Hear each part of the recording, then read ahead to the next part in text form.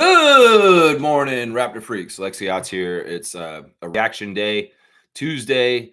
The Raptors losing to the Nuggets at the end of the game last night in Vancouver, losing their first ever game in Vancouver, British Columbia. The Raptors had never lost a game in Vancouver until last night. And that's disappointing that they did lose. But in some ways, that wasn't the plan last night, was to try and win. Because if they were trying to win, they put Brandon Ingram at the end of the game, but they're not. They weren't trying to win. In some ways, you would have liked to see a natural win by a third string Raptors team last night against the Nuggets, but they don't know how to win. The last lineup that was out there for the Raptors at the end of the night had one player that knew how to win, and that's it out there. The rest of them were all green as hell and had no idea what to do on a basketball court to try and win an NBA game. So how the hell are they going to win at the end of the game if the personnel is basically guys trying to make the team or new rookies from the second round or undrafted players? So, I mean, there's a lot of ways to react to this game, and some people are overreacting for sure. A lot of Raptors fans are overreacting to Scotty Barnes getting 1 point. And, we're going to set them straight today. And we're going to talk about it all. This is what we do on this channel. We preview Raptor games and we react to them the next day. And this is a forum for all Raptor fans to come in and have your voice heard on how you feel about the game and stuff like that. Now, if you're unreasonably not fair to them, well, it may not go over very easily, like very nicely on the Raptor Freak channel, because we support our team through thick and thin. And when they don't win a game, we don't kick them when they're down. We don't start coming with, I'm Roger Ebert and this is Gene Siskel and we are critics and we're going to come and fucking eviscerate this team with criticism. No. If you're a fan, you root for your team to win. And when they lose, you do not turn on them and verbally beat them down. Once again, I say you treat your team that you love like you treat a child in your family. If you have a kid, if you're lucky enough to have a child, you should be treating the kid with respect through success and failure. And that's what I say to this. If you really love this team, you don't turn on this team because they lose in a preseason game against a very good Western Conference team called the Denver Nuggets, in a game that doesn't matter, in a game where, there's so much more to looking at the whole big picture about what happened last night. Then, oh my gosh, this and this. Let's jump to crazy snap judgments about the Raptors for this year. People are such casuals sometimes, and it makes me so mad to hear the slander. I think that sometimes what happens is that people see Scotty's line, and if they're not a person that likes our team, I think if there's somebody that in some ways on the down low really wants Scotty on their team, like this could be Lakers fans coming in to chat places and social media places, they want to pry him out of here. And they will put all kinds of crazy ass comments talking about how garbage he is and Toronto needs to trade him because they actually want him on their team.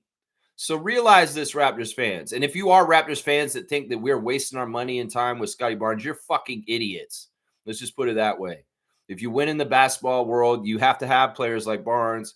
And Barnes is a fantastic franchise player for us to play around. And I said that, yes, on the day after he scored 1 point for the Raptors in a first preseason game in October in Vancouver.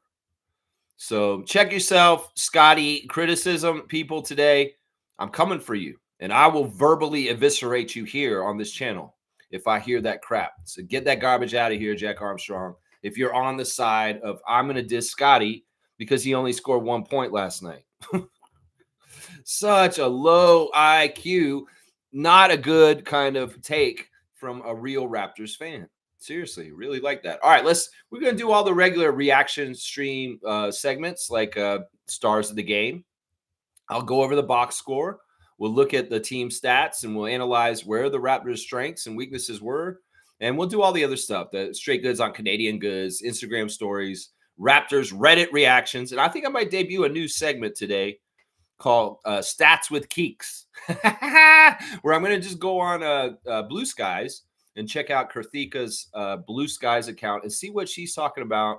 She's, of course, the TSN statistician who was working last night for Matt Devlin, Jack Armstrong, and Kayla Gray. And Keeks is awesome. She's one of the best follows if you're a Raptors fan on Blue Skies and other places. I highly recommend you follow Kurthika. And if you know, we're going to check in with her from time to time. Maybe after games, we'll see what she's talking about stat wise and do a reaction to her observations. So I like that. I like that segment. That may be a new one coming up.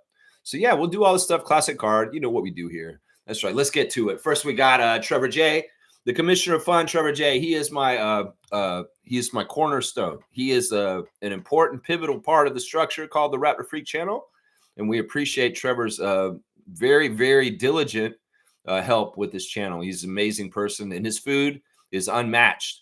And Trevor, man, like I said yesterday in our Discord server, if you're going to make wings like that for the game last night and you're going to show it to us on the Discord, they need to invent food transporters right now. Something like on Star Trek where you can like go, beam me up, Scotty, beam me up some wings to Canada, Trevor J, please. If you're going to be showing me those crazy sauced buffalo wings that you made before the game, you are tantalizing and trying me with this crap. It's amazing. This food is looking so good. Trevor has amazing food. And and you know what? I'll maybe like AI at some point, artificial intelligence, not Allen Iverson.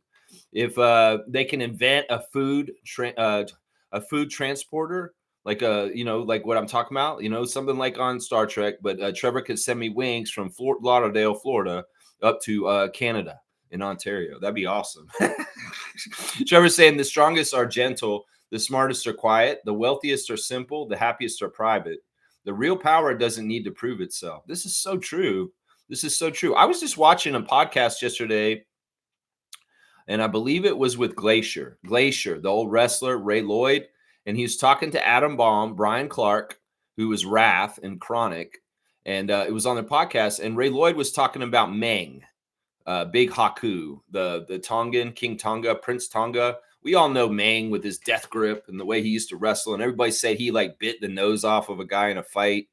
And he's just a big, burly, scary man. Well, in real life, Meng is one of the nicest people you ever meet. He's so considerate. He is so gentle. He's just like both Brian Clark and Ray Lloyd, Glacier, and Adam Baum from wrestling fame just went on and on about how Haku is one of the best people in the world, even though he's somebody who could probably kill anyone at any given moment. That's the thing. Real strength doesn't brag. Real strength doesn't have to show little episodes of power to try and scare people, Donald Trump. And that's the thing. Real strength is quiet and there to protect. And that's often the best, biggest, baddest people are the people that are looking out for the little people. We're looking out for the elderly, looking out for the young, looking out for the sick, looking out for the vulnerable. Those are real heroes and giants and the real scary guys, because they know they are very powerful and they have to be responsible with their power. It's only idiots that are absolute idiots, and they're really not that powerful, that lose discipline and go off the rails and do awful things as big, strong people. So that's right. The strongest are the most gentle. And Haku, the wrestler, is a good example of this in his real life. Everybody watched him on TV for decades, destroy people with his death grip and his crazy sidekicks and his headbutts, him and the Barbarian, the Faces of Fear. And people were really legitimately scared of him. But if you knew him in real life, you'd realize he's a big teddy bear and somebody that you shouldn't be afraid of, because he's just a really good person. That's the thing. You can be a powerful, big, bad man, but the way you treat other people tells us more about who you really are. That's what I'm saying right there. I love this comment, Trevor J. Thank you for your words of wisdom today. Yeah, Trevor's saying Ingram debut. You meant debut. That's right. It's he does audio to text, so it doesn't always come through right. Ingram debuted with 19 points. RJ 19 points, and Sandro stole the show. Very strong performances. Those three came to play. Yes, I think the theme last night is that three of our new players debuted very nicely last night. We had a great showing from Brandon Ingram, a great showing from Sandro Mamu Kelevisheli, and also from Colin Murray Bowles. And that was fantastic. RJ, of course, was a star as a Canadian coming in there. And this is the thing. I'll do my stars of the game right now since you brought it up. My number one star of the game is RJ. And it's because RJ was two things that were new from last night. He was very efficient. The man shot 7 of 12 from the field, 3 of 6 from three. He was not scared of taking those threes. And we already saw the bonus of having Ingram on the court with him as far as drawing the attention away and RJ getting better open shots that he can nail. And we saw that on 3 of 6 shooting from three. He'd still had some problems at the free throw line, though, 2 of 4 at the free throw line. And RJ's doing a different free throw shot now. I don't know if y'all noticed this in the game last night. He's doing a pedestal hold up, and he's trying to push it this way. It's still not right. He's still putting turn on it somehow with his hand. And this is really kind of the big thing holding him back on his free throws is he's not throwing it straight. And this continues to be an issue. In fact, his free throws looked awful last night. And they're scaring me because in some ways his form last year was a little bit better than this new form he's trying out right now. But yeah, it's still an issue. It's still an issue. But I will say this, a thing that RJ looked really improved on last night was his defensive intensity. Did you see how he was guarding people? Did you see how locked in and to the game and how he was on it with everything in this game last night? So RJ really looked good efficiency-wise for his offense, and also he was dialed in defensively. So really my first star of the game is definitely RJ.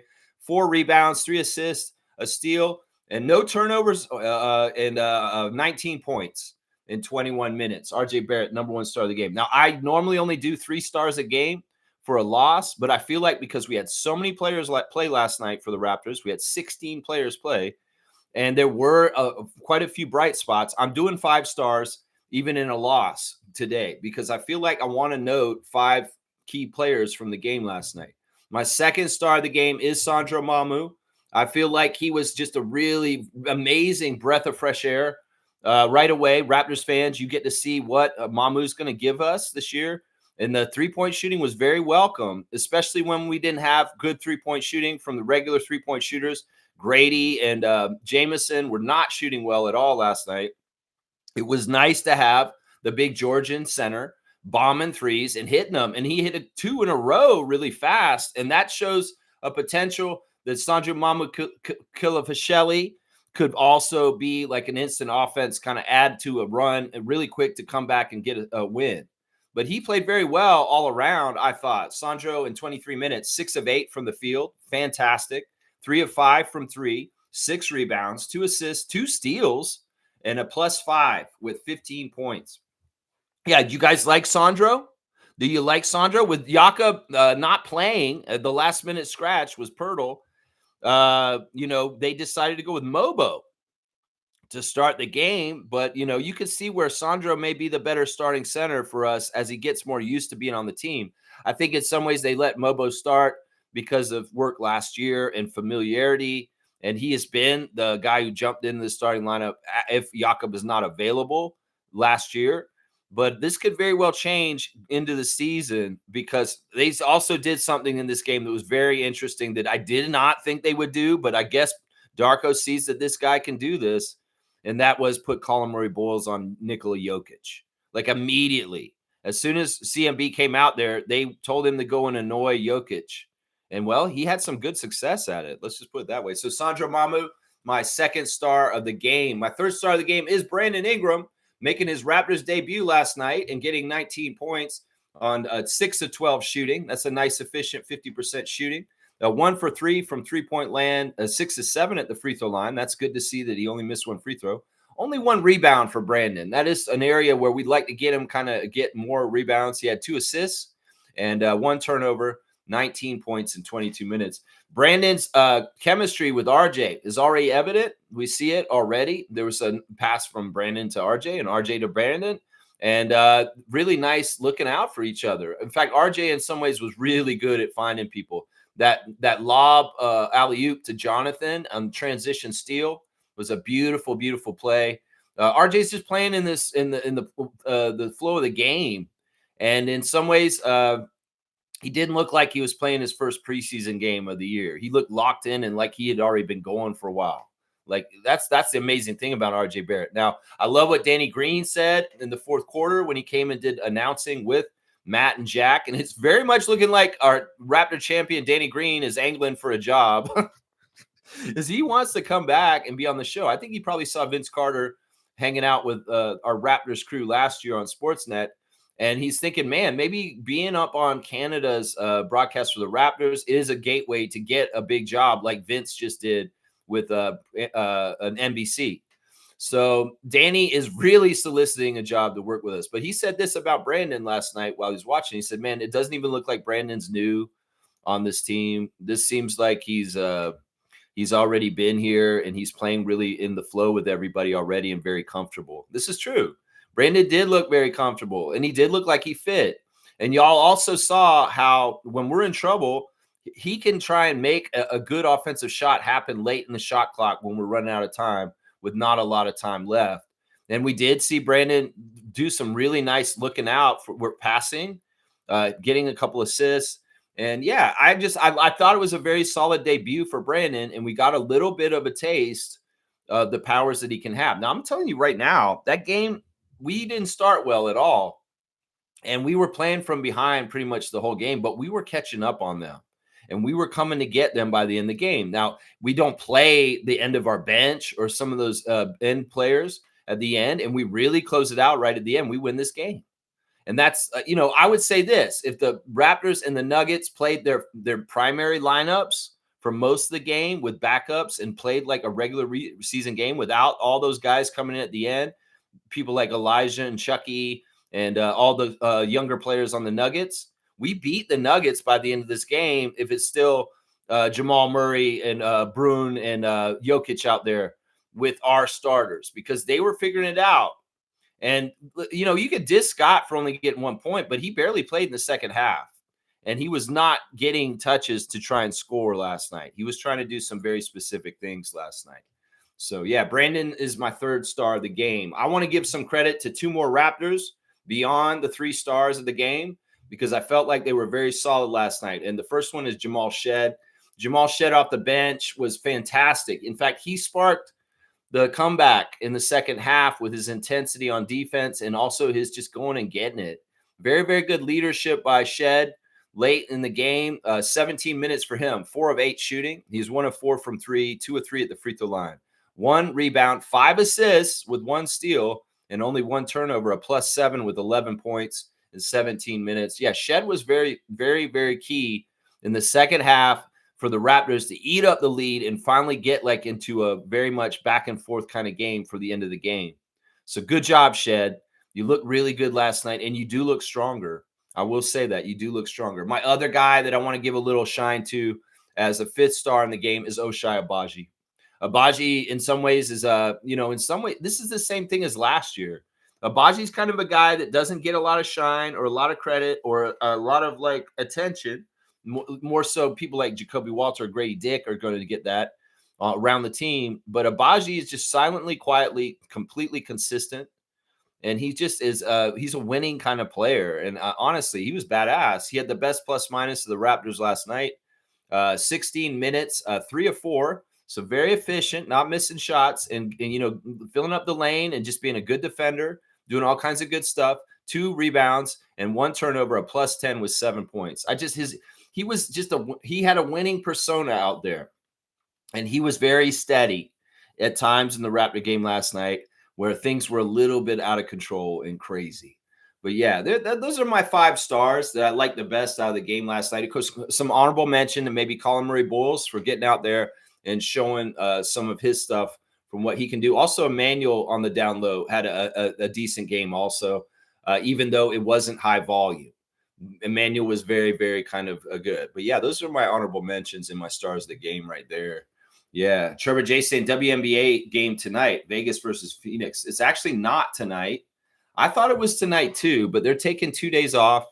They're going to be playing tomorrow. The game 3 will be tomorrow in Phoenix on Wednesday night, not tonight, unfortunately. I was hoping they were playing today. I was going to get the ref report for the WNBA finals game, but they are not playing tonight, Trevor. I'm sorry. But I'll tell you who is playing tonight. And we're going to put the hat on right now. That's right. And these guys, this is the thing. They go into Yankee Stadium, and they're going to be playing the Bronx Bombers in the Bronx. And, it could get ugly. It could be very hostile environment in there for the Blue Jays and the American League playoffs right now, and they will be, hopefully they have a very strong pitcher who will keep the noise out of his head, and they will win at 8 o'clock tonight. Who are the pitchers for this game tonight? They got Shane Bieber is going to take the mound for the Blue Jays, and Carlos Rodon will be pitching for the Yankees.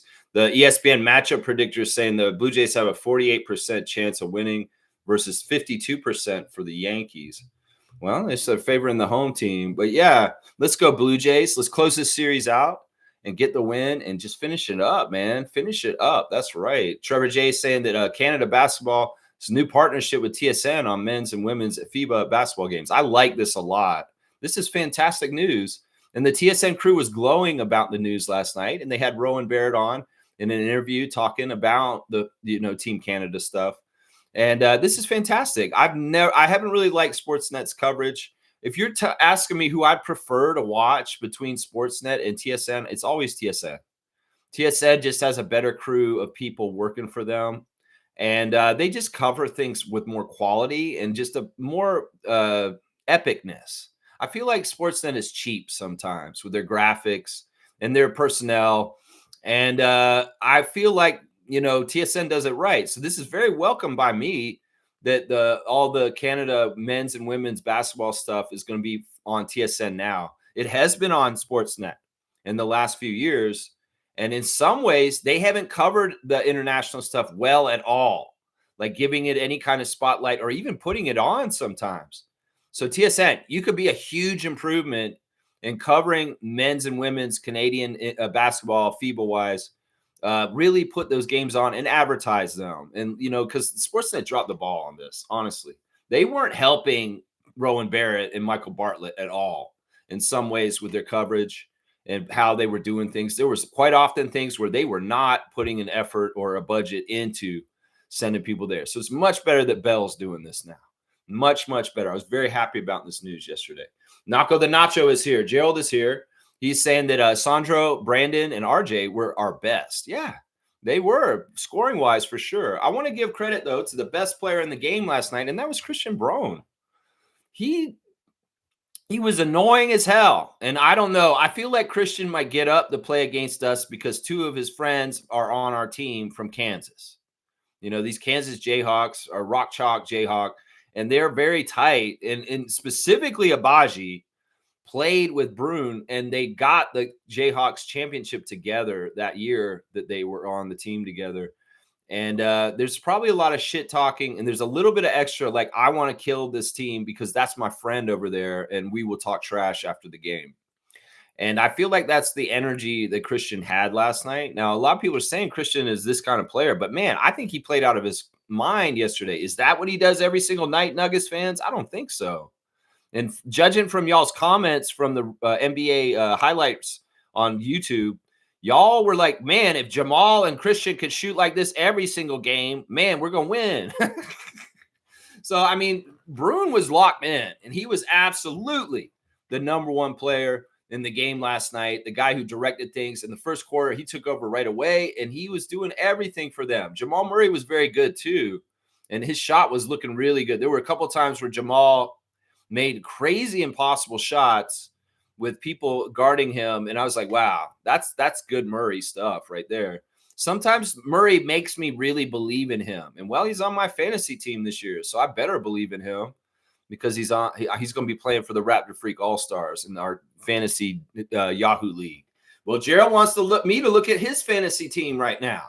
He wants me to rate his fantasy team from our draft. Let me just go look at Gerald's team. Last year, his team was Team Canada, as he had a lot of players like Jamal Murray, Canadian players on his team. Well, let's see what he's got. All right, first of all, his backcourt starting is Jalen Brunson and Jaylen Brown. I like the Jaylen Brown, and the Jalen Brunson, I'm never going to talk him up too much, but Jaylen Brown should have a big year in the absence of Jason Tatum.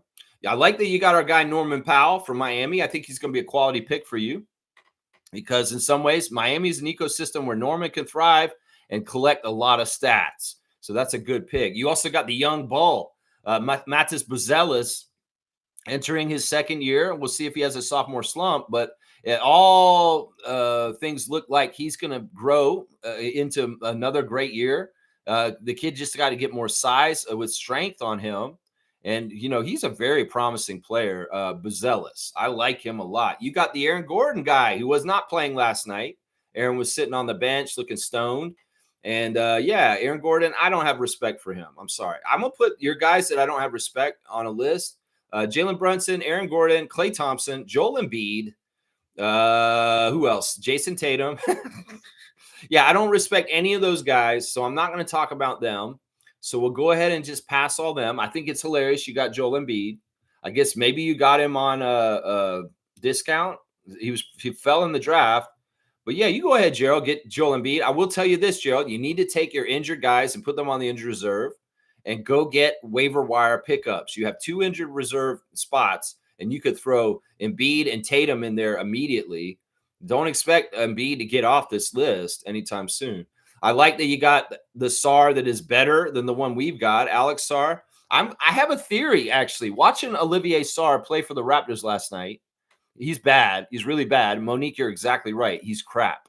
He's absolute crap. I don't want him anywhere near this team. But think about this, guys. Olivier is enjoying being on the Raptors right now. He went to Banff. He's getting to do all the crazy high-level stuff. His brother plays for the Wizards. His brother may not want to play for the Wizards at some point. His brother is a quality player. His brother has a lot of potential to grow into being a very good player. It doesn't hurt if the Raptors make a very good impression on Olivier Sarr, and he talks to his brother Alex, and he says something like, man, when I was in Toronto, man, they got their shit together up there, man. Dude, they were so organized. You don't even understand, Alex. They were doing things like I hadn't seen this yet. Seriously, and they're so quality, man. They're massage therapists. Oh, my God. And then Dr. McKechnie, he's so good. The silver fox, as Danny Green called him. He could tell his brother about us from being on our team, and this could really work out for the Raptors down the road. And Mr. Alex Sarr, who's on Gerald's fantasy team, could end up being a Raptor at some point, maybe. I wouldn't be against that because in some ways, as much as I dissed him when he got drafted, I've seen more and more as time goes on how Alex Sarr could be a very good NBA player over the years to come. Of course, I love that you got Shetty. Jonas looking like a Bond villain last night. You got Jonas Valanciunas on your team, Gerald. That's a good one right there. Jonas and Nikola, very dangerous players. In fact, we had a couple of moments where we were holding our breath, whether it was Colin Murray-Boyles twisting his ankle immediately upon entering the game, or the fucking errant elbows that fucking Jokic and Jonas are throwing around with Scotty Barnes' face nearby. That shit pisses me off because last year Jokic took Scott out for a little while with his little elbow action.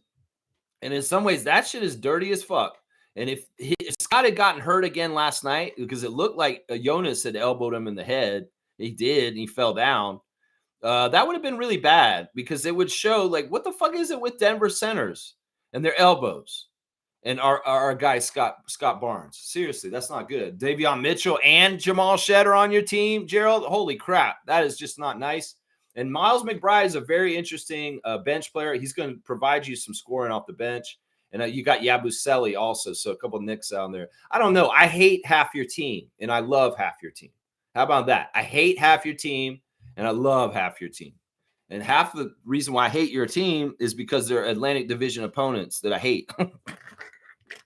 So there you go. This man managed to get Jaylen Brown, Jason Tatum, Jalen Brunson, and Joel Embiid on his team because he knows us Raptors fans in our Raptors Fantasy League don't want the garbage that's on other teams in the Atlantic Division. So that's what you did, Gerald. There you go. There's your rate your team right there. G saying, I am not going to overreact. I am just going to state that Scotty may need to change or add to his personal training staff. His potential is huge, and he may need to change to help him take the next step.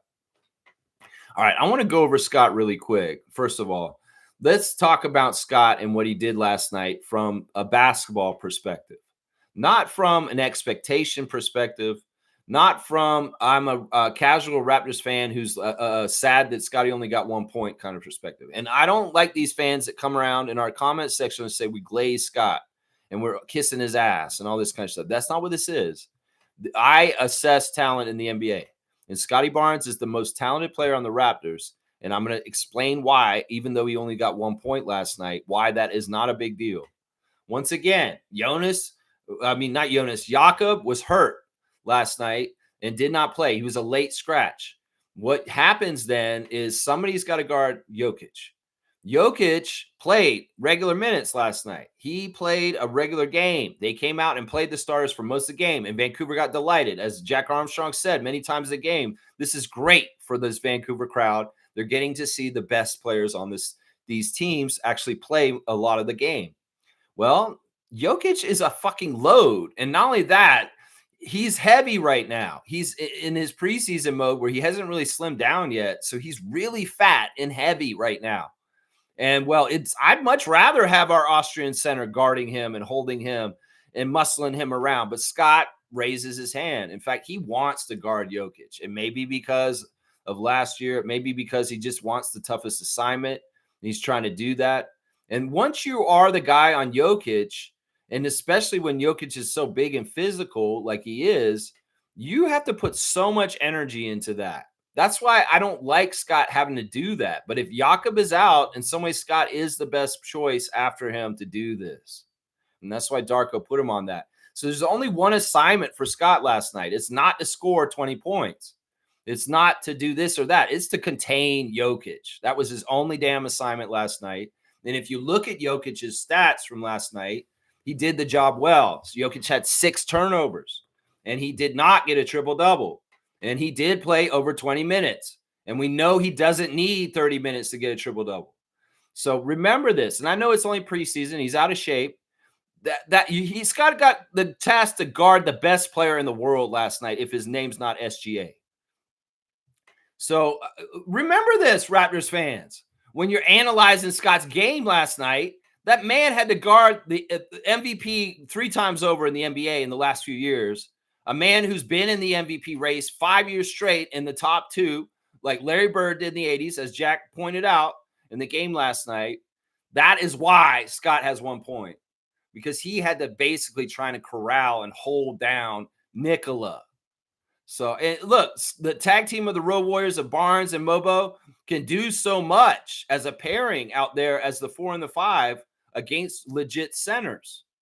But it's still like the amount of output. And plus, we got to realize this is the first preseason game, and everybody's ramping up and getting started at the NBA level with the NBA competition. This is the first taste. Here you go, Raptors, right in the deep end. You're taking on one of the top 3 teams in the West right now, the Denver Nuggets. And the Denver Nuggets do look like they're closer to a championship in this first preseason game than they did last year, with the re-addition of Bruce Brown Jr., Tim Hardaway Jr., and Cameron Johnson, and all these guys showing up this year. They are better this year than they were last year, and they will be a top team in the Western Conference this year, and they could very well be trying to get a second championship this year. So come on now, Raptors fans. Let's read the room and look at this whole thing in the right way from the big picture and understand this. Now, I know G's suggesting this comes from the best of his heart, that he wants Scotty to maybe change his strainers and stuff like that. This is not the issue. This is not the issue. A lot of the Raptors shot bad last night. Scott was one of them.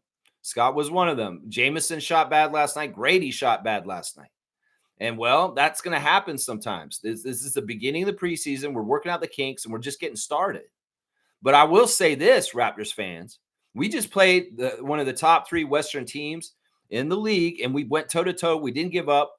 We got down early. They could have ran away on us right away, but we didn't. We played with them. We played hard, and we tried to catch up. We kept coming at them, and, we made it close. And if we really wanted to win the game last night, we could have.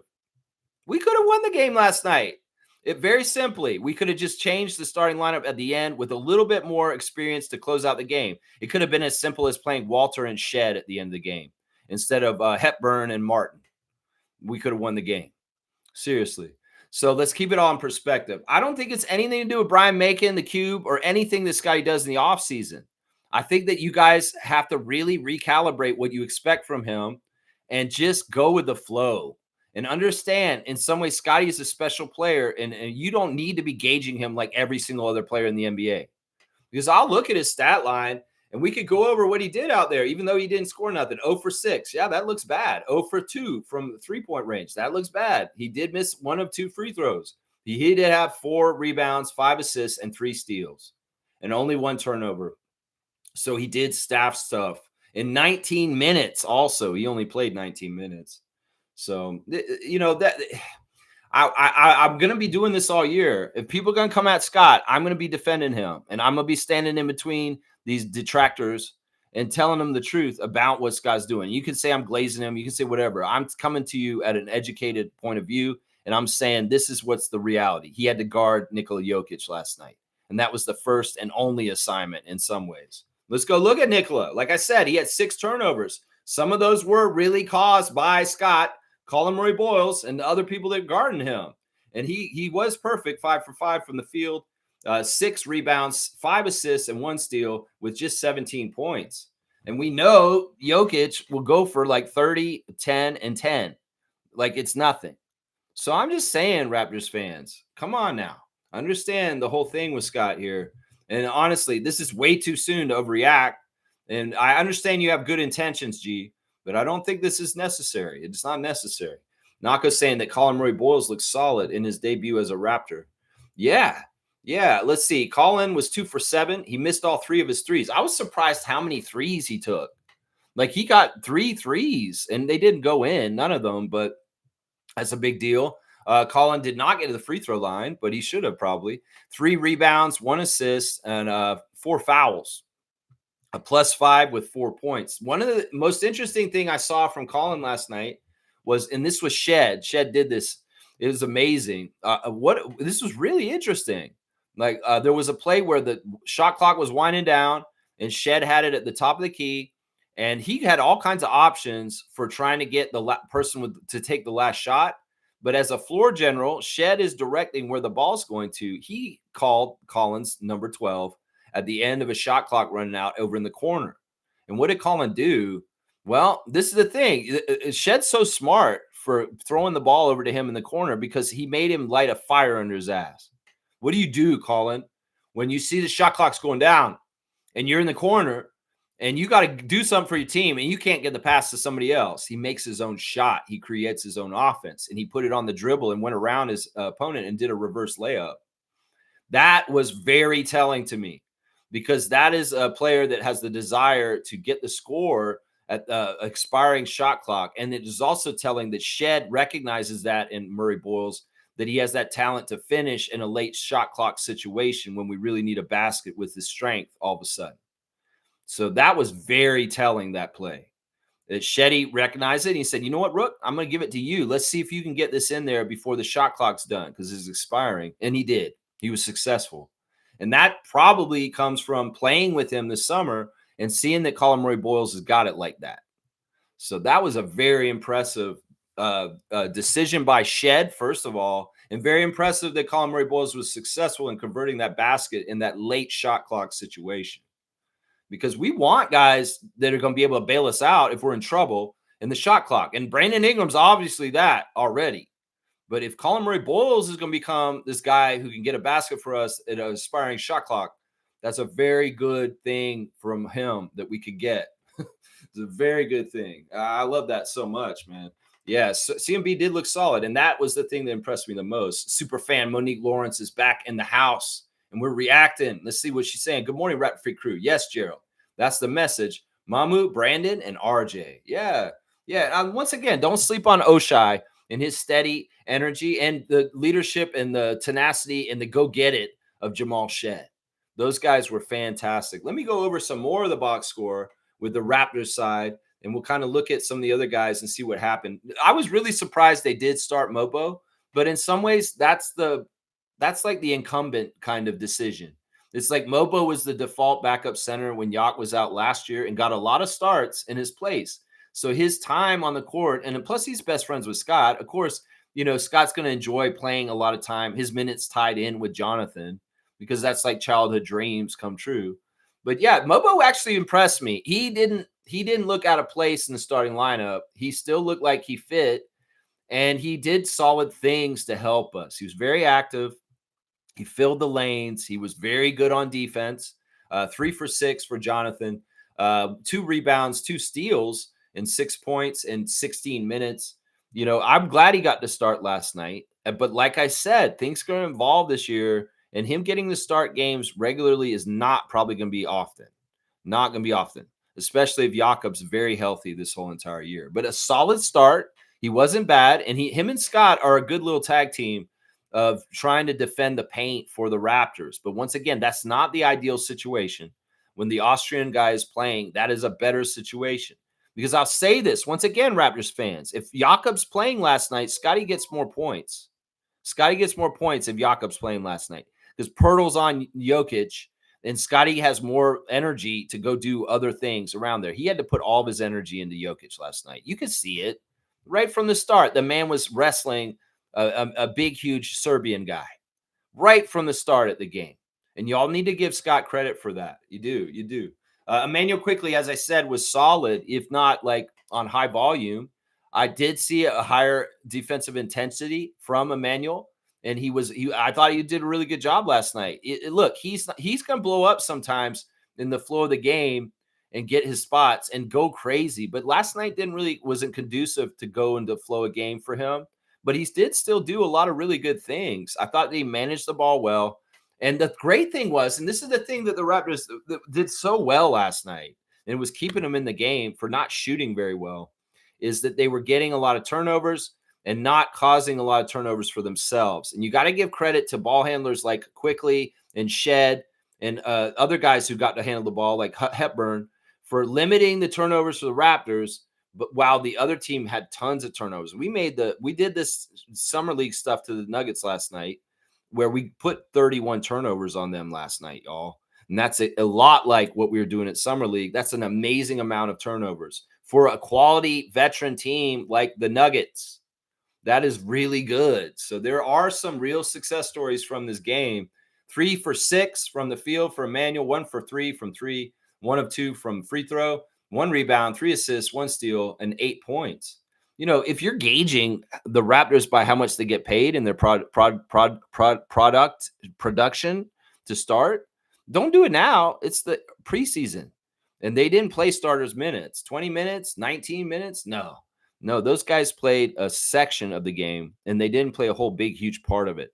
And Emmanuel will expand and get more points in starters minutes. So yeah, let's not overreact, guys. And I've heard the two people that people are going after are Scotty and IQ.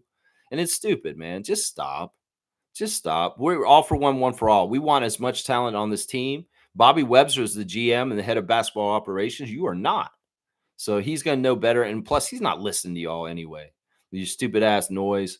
In some ways, it's like, I love what they said in the game last night. RJ does pay attention to social media. And he does know what people have been saying about him this summer. But he's saying basically, y'all don't know jack shit, is basically what he's saying, according to Kayla Gray.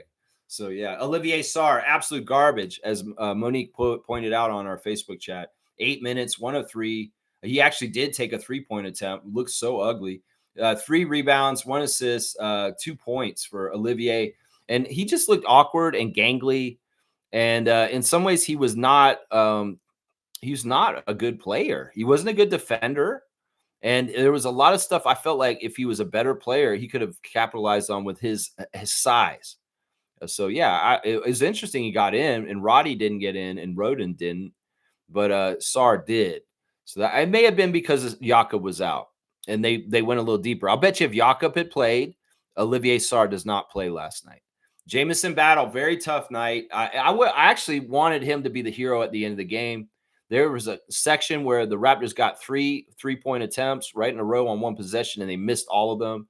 It was like Elijah, Jamison, and AJ all got 3-point shots right at the end. That would have been key if one of them had hit it. And Jamison, you're the one who should have probably hit it. But yeah, man, Jamison Battle had 3 3-point shot attempts yesterday, and none of them went in. 1 for 5, which is 2 points, 1 rebound, 1 assist, 1 steal. Our 3-point shooters were not hitting. And, well, theirs were between Christian and Jamal. Theirs were. That's right. Colin Murray-Boyles, we went over him already. AJ Lawson could have been the hero at the end of the game. As I said, the last unit that was out on the court, AJ was probably the one who had the best roadmap to the treasure chest. to try and close the game out to win. But those other guys are so green, they have no idea what they're doing. There's in some ways we're not going to beat a team with players that in the system. In some ways we're just new. And Chucky Hepburn and Elijah Martin, an alley-oop dunk on the baseline, like Jack Armstrong said, that is not the play you want. And I'm sure in tape this morning, when you guys go and look at the game tape today, you're going to get pointed out for that is not the right play at that moment to try and do that. That may have worked in college, Elijah, and University of Florida, doing a sneaky backdoor alley-oop at the end of the game to try and win it, but not in the NBA. You can't do that here. So poor judgment by them. That's what I'm talking about. You have better decision makers that are more savvy and understand the NBA level. At the end of the game, you win this game last night because the Raptors did all the things right to have the momentum going towards coming back against them after being down for 10 points for a lot of the game in the first half. They had all the momentum going that way, but they didn't have the personnel out there to execute landing the plane correctly. And that's the only reason why we lost last night, guys. It really is. We had all the momentum. And if Darko was coaching all out and not trying to see these end of the bench guys, we would have won, guys. Seriously, we would have won. Let's see. Chucky, even though some poor decision making at the end, he looked really solid. And what was my thing yesterday that I predicted? I say Chucky Hepburn is going to get at least 2 steals. I said that in the preview yesterday. Well, I was worried he was even going to get played because the way that they were going most of the game, it looked like they were going to play the starters for most of the game. But alas, Chucky did come in late in the game, and he made my prop bet on him come true. He got 4 steals, and he was a disruptor like I expected. And he was involved in a lot of other deflections and stuff that weren't even counted as steals. So, yeah, Chucky did get 4 steals. I was right. He led the team in steals yesterday. Jacoby Walter, there was some promise in some of the things Jacoby's doing. He's doing things right, but I wish he would be more aggressive and going to take points. 2 of 5 for Jacoby. He missed both his 3-point attempts, 1 of 3 at the free throw line. Those free throws did not look good. 1 assist, 1 rebound, 1 steal, 1 turnover, 1 foul, plus 3 and a 5-point game for Jacoby. Yeah, just, these guys are just getting started out between Jacoby, Grady, Jamison, Scotty. They're just getting the engine started. We're in the driveway and we're letting it warm up. And we got to let it get warmed up, guys. The great thing is, as Matt Evelyn said last night, the Raptors are playing the maximum amount of preseason games, 6. And we don't have to wait long. We're going to play DeMar and Dennis Schroeder in Sacramento tomorrow night at 10 p.m. Eastern. Second preseason game. We'll do the preview tomorrow. I'll go over the latest lineup news, the refs, and everything in the morning. And, we don't have to wait very long. This is the NBA life. Hold your head up. You may have lost last night, but you know what? You're going right to the next place. And you got to play the next team. And, this is really going to be one day on, one day off kind of thing for the next 2 weeks for the most part. There's going to be a lot of every other day kind of stuff going on with the Raptors right now. Elijah Martin, I'm glad he got in the game. I could tell he was in his feelings about not being in there sooner. He did only get 5 minutes. He was 1 of 3 from the field, 0 of 2 from 3. 3 offensive rebounds. That's the thing I really liked was he was in there mixing it up at the end of the game, trying to get us more attempts, and that was fantastic. The Raptors did a really good job of getting way more field goal attempts than the Nuggets, and we'll talk about the team stats in a second. But, yeah, 3 offensive rebounds for Elijah Martin, 4 steals for Chucky Hepburn. Rookies, that's good starts. That's good starts so far, I'm saying right now. Only 2 points for Elijah, though. And Grady, 1 for 6 from the field, 1 of 4 from 3. Did make both his free throws, which was awesome. 3 rebounds, 1 assist, 3 turnovers for Grady, and 5 points. Grady was getting picked on by the refs last night. They were hauling offensive charges on him. He was kind of barreling out of control into people and running them over. But, yeah, he was getting picked on a little bit by Callio and Sean Wright and Gitamidis. They were a little bit picking on them. I thought the refs were overall very good. They were very fair. Not a factor in this game. I'll call it like this is. Look, I really watch the refs like under a microscope, and I have to give them credit when they do a good job. And I have to say this overall, once again, NBA referees and NBA, I studied y'all's refs very, very closely for 4 years now. And I would like to say that y'all are fantastic, honestly, as a whole. The NBA refs are very good, guys. Very, very, very good. And, the challenge plays last night showed that. I love Scotty and IQ being bold and confident that they win the challenges. And then they call the challenges, and boom, it's exactly what we thought. They're giving credit to Eric Curry on the broadcast for looking at it and giving the thumbs up to Darko on those challenges, but that's not what it is. That was give credit to Scotty Barnes for emphatically saying, no, this is the wrong call. And Emmanuel Quickly also on that out of bounds call on the second challenge. So, yeah, Eric Curry has a part in it. He can be quick and look at it real quick and give the thumbs up to Darko. But Darko's also basing that decision on trusting two of his top players and what they're saying and saying out there. And Scott knows, don't tell him this to make it mess up and we lose our challenge. He has to be confident in it. So if you see Scott doing this, it's probably for sure. And because he's a competitor. He's not trying to waste our challenge and be like getting us messed up. So that's what I'm saying. Darko probably trusts Scotty if he's calling for a challenge. Let's just put it that way. So, yeah, looking at the box score, too bad no David Roddy, no Roden. The other guys are two centers out right now, Jakob and Ulrich. But, yeah, good job over there. Other note, guys, on the other side, like I said, Christian Braun was the best player in the game. He didn't miss, 8 for 8 from the field, 19 points, plus 17. Jokic solid with 17 points. Murray was 17 points on 6 of 10 shooting, 3 of 6 from 3. Good stuff there. Young players off the bench coming in to do stuff. Strother, Bruce Brown Jr. was annoying. It did seem like Bruce had a little bit of I want to get back at the Raptors kind of energy last night. He's a pest. There was one point where an interaction happened between Scotty and Bruce. It was like that Bruce got the ball. Bruce, first of all, was trying to torment Jamal Shed. If you didn't catch that in the game, there was some trash talking at one point, and Shed and Bruce were kind of going at it for a little bit. And then there was a moment where I think Jacoby got the ball from Bruce Brown, and Scotty came over and clapped at Bruce's face. He did this to him. And I think that was all in good fun. I think that was just like friendly shit talking from former teammates, and that they're good with each other. But that's always funny to me because Scott's shown that against a couple of former Raptors when we see them the next time. He did this kind of shit to Dennis Schroeder too when we played him the first time on the Nets. And there's some sort of interesting dynamic with Bruce Brown. Now, it's interesting that Kayla Gray cleared up the confusion over Bruce Brown's comments about wanting to be back in Denver. It's really important to Bruce that we understand here in Toronto, and fans in Canada understand that he has no ill will towards us. He enjoyed his time in Toronto. He really loved it here. And any of the headlines or the social media misconstruing of his comments, and this is what we said on the channel when we heard it. It's like, dude, the dude's good. He was just he was a professional about being here. He did everything right. So we can't get mad at him for not wanting to be here in some ways, because in some ways that made sense. And he was very elaborate about it. He's saying, look, once Indiana showed that they didn't really want me after paying me all this money, I felt sad. And then I was like, I just want to go back to Denver. And that makes sense. That makes sense that would be his conclusions after those kind of things happening. That's right. Yeah. Yeah. Let's see. Kaloy saying, I think this is on Darko to give Scotty plays to get him going offensively. But this is just preseason. They needed to see Ingram, as he has not played a single game with us officially. Now, the natural thing for people to do is say, oh, no, it's not going to work. It's not going to work. Oh, this is one game, guys. And it's preseason.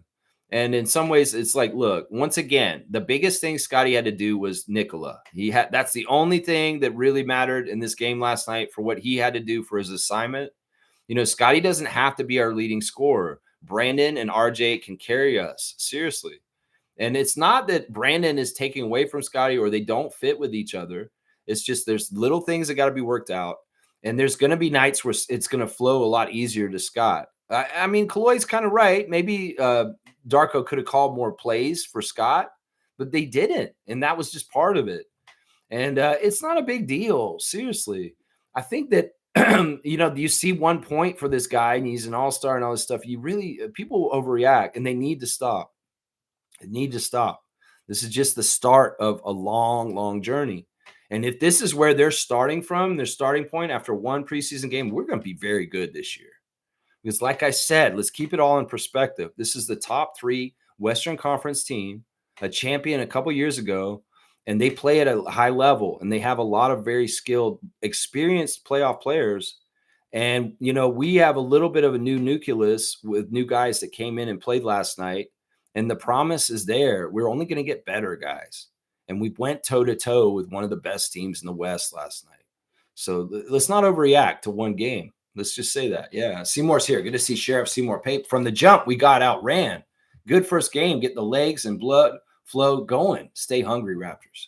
Yeah, they just jumped on us really well. Like I said, they were locked in. Christian was really wanting to kill us. Like he really wanted to beat our ass. I have some more respect for Christian Braun because he really was all about business last night.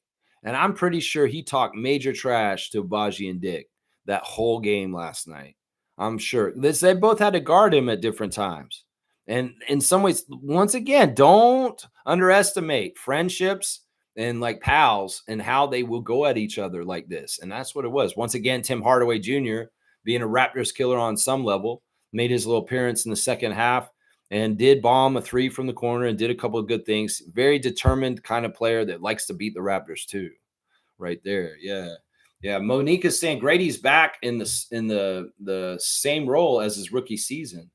Yeah, I don't know if that's totally true. I think that everything's going to be mutative.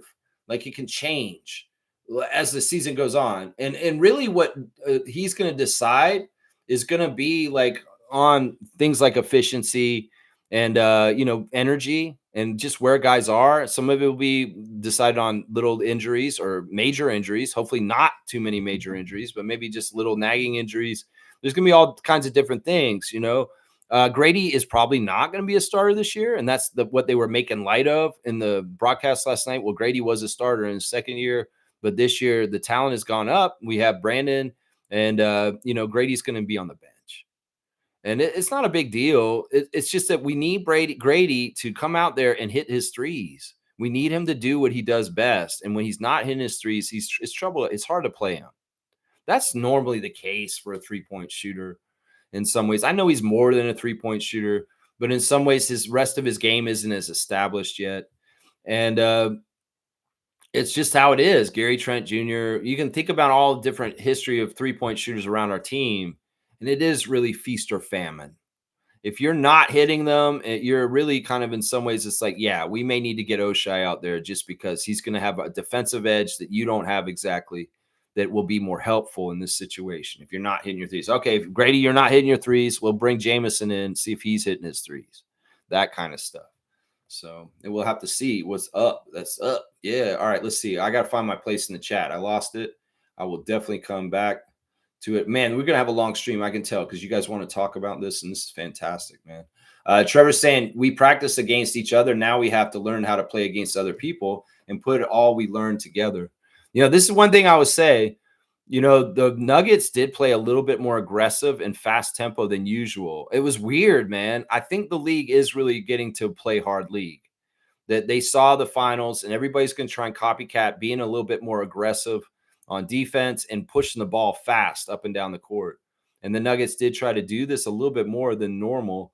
I think that Jokic was hurting for it. He was huffing and puffing, trying to keep up with the running up and down with the game so much. But yeah, it's something that the Raptors really want to do is test this against other teams. And well, we got a test, and it was a tough test.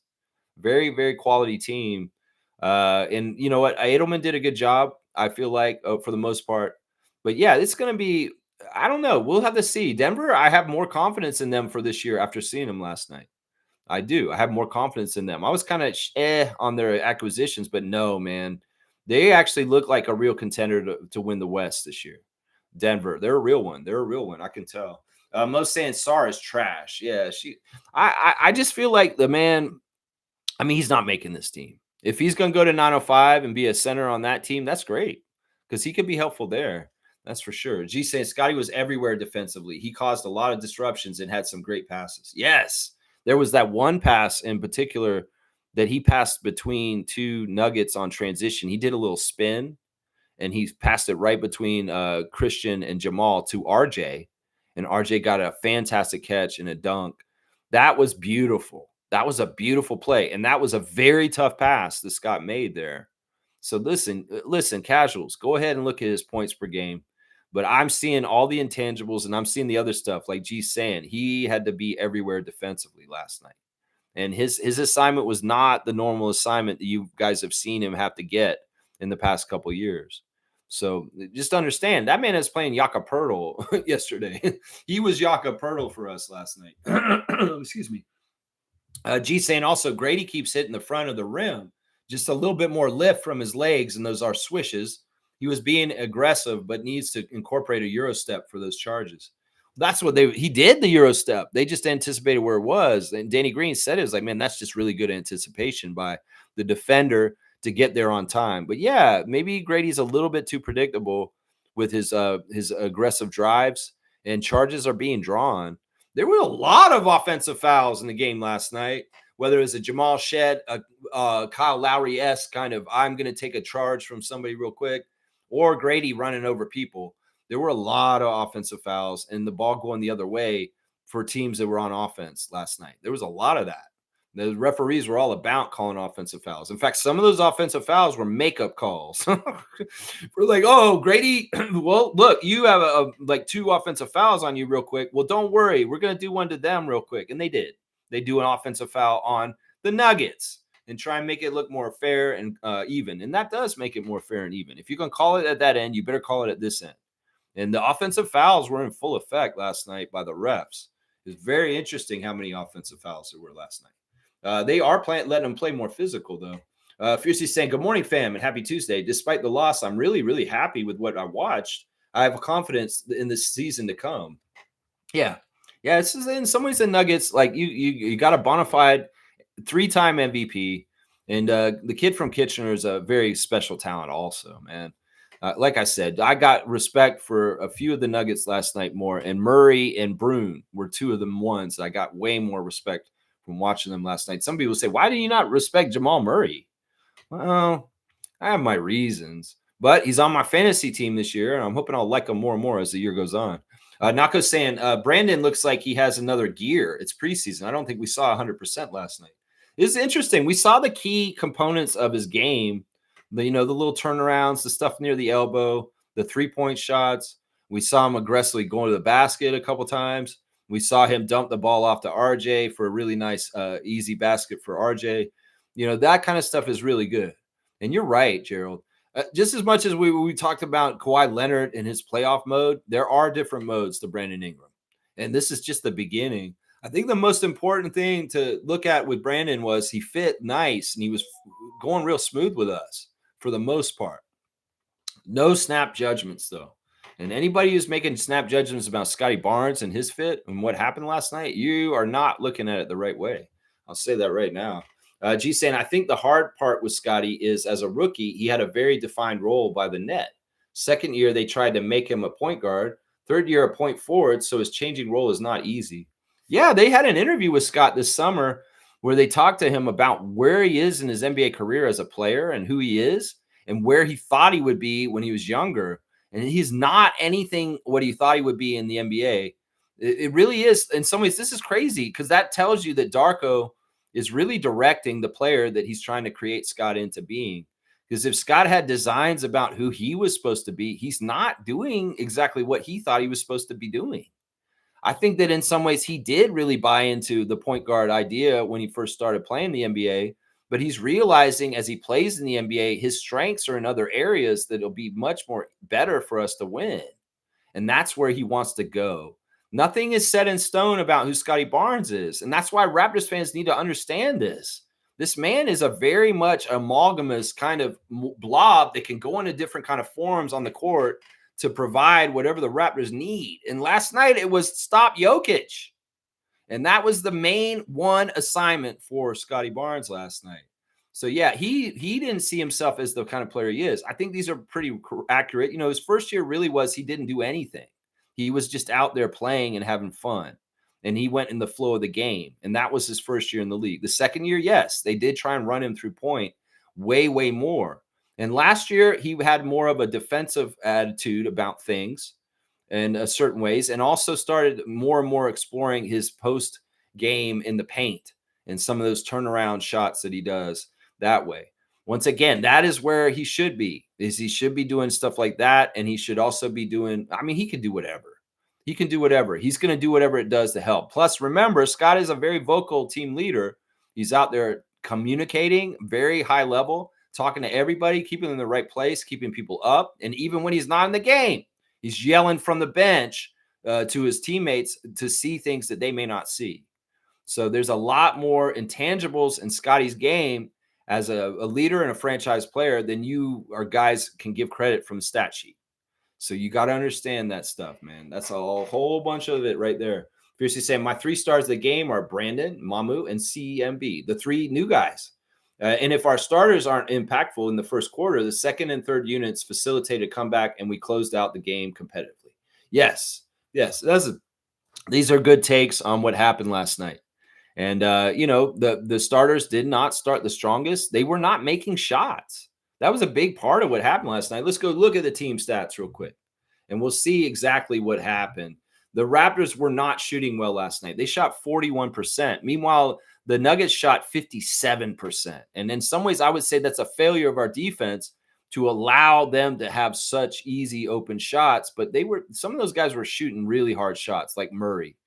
But that's the thing. That's an area where the Raptors can improve on, is they need to get to the shooters on the other team and really harass them.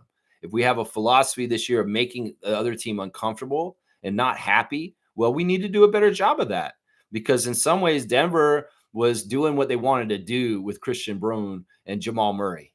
And in some ways we needed to agitate them a little bit more. And, that some of that is just Colin Murray Boyles getting his legs under him and orientating himself to the NBA and understanding it more. He will be able to do this more. We saw some of it already. In fact, I was shocked that Darko put him in and immediately put him on Nikola Jokic. And there was some effectiveness to Colin guarding Nikola Jokic, because he's just a disruptor with his hands everywhere and doesn't let people do what they want to do on a basketball court. So we could have done more to disrupt their very good field goal percentage last night, for sure. Christian Brun himself, 8 for 8. Come on now. Yeah, the 3-point shooting was dismal for the Raptors. And, we make our threes, we win this game. We were 10 of 42 from 3. We took 13 more threes than them. And they made 1 more 3 than us. That's bad. They were 11 and 29. We were 10 of 42. And them shooting 38% from 3, while we're shooting only 24%. That's a big place where we can improve. And don't get it twisted. Grady and Jamison and all them ain't going to be missing all those shots like that all the time like that. So that we really didn't play well shooting-wise last night. And we still almost won the game just from effort.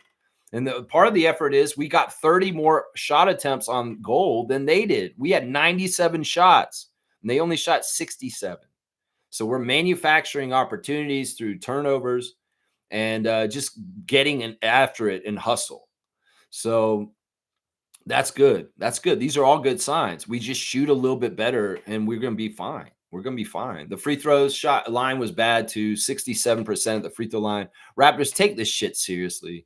RJ, figure out your form, man, and get it right, man. Whatever you're doing, Statue of Liberty or however you're going to shoot these free throws, you really got to get your form down and get it steady, and you'll be all right. Talk to Yak. He knows. We did get out rebounded 48-38, but we got a lot of offensive rebounds, like Elijah Martin late in the game. 15 offensive rebounds for the Raptors.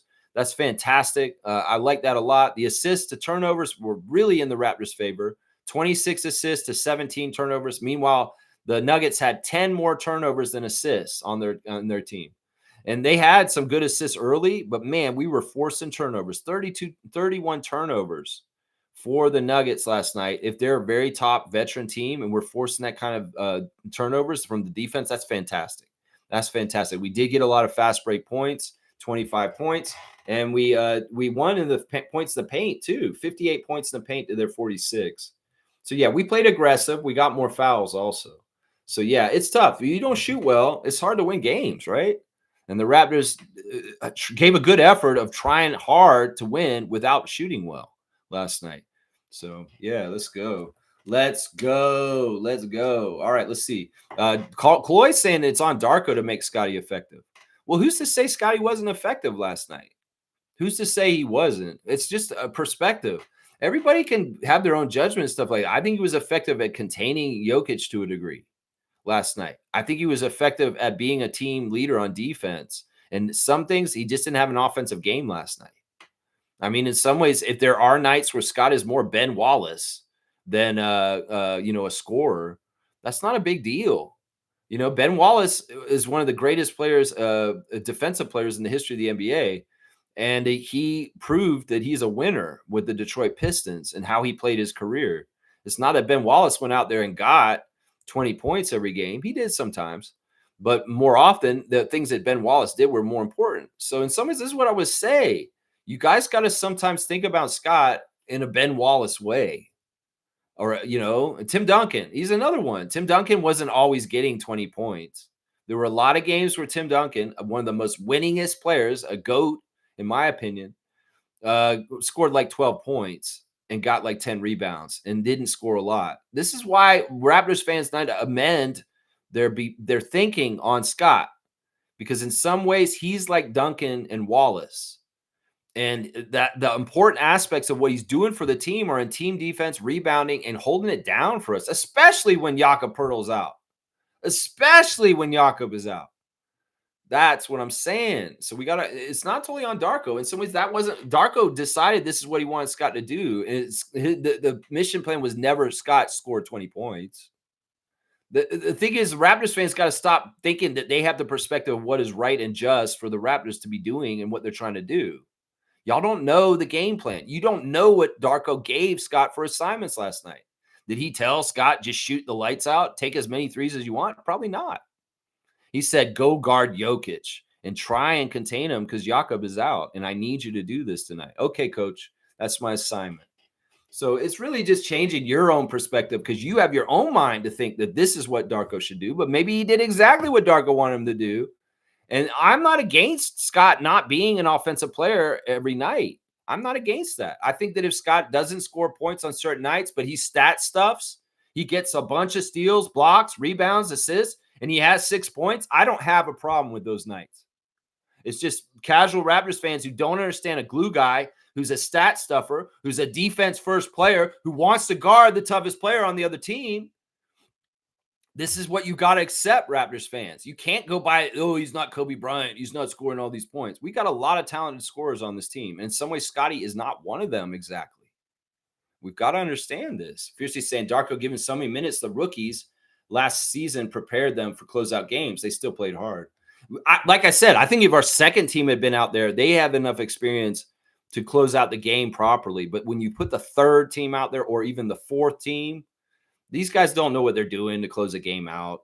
And even if the game's right there in a silver platter for them to just go snatch from the Nuggets, which it was, they don't know the execution the last 2 minutes to do it. Obviously, Chucky Hepburn's a great stealer, but he does not know how to run an NBA team in the crunch time at the end to close it to win like Fred VanVleet does. So that's really the biggest thing right there. The personnel in the last 3 minutes of the game were not conducive to let's land this plane and get the W. And that's just how it is. That's just how it is. In some ways, that wasn't the message or the plan for last night because this game's exhibition and it doesn't matter if we win or not.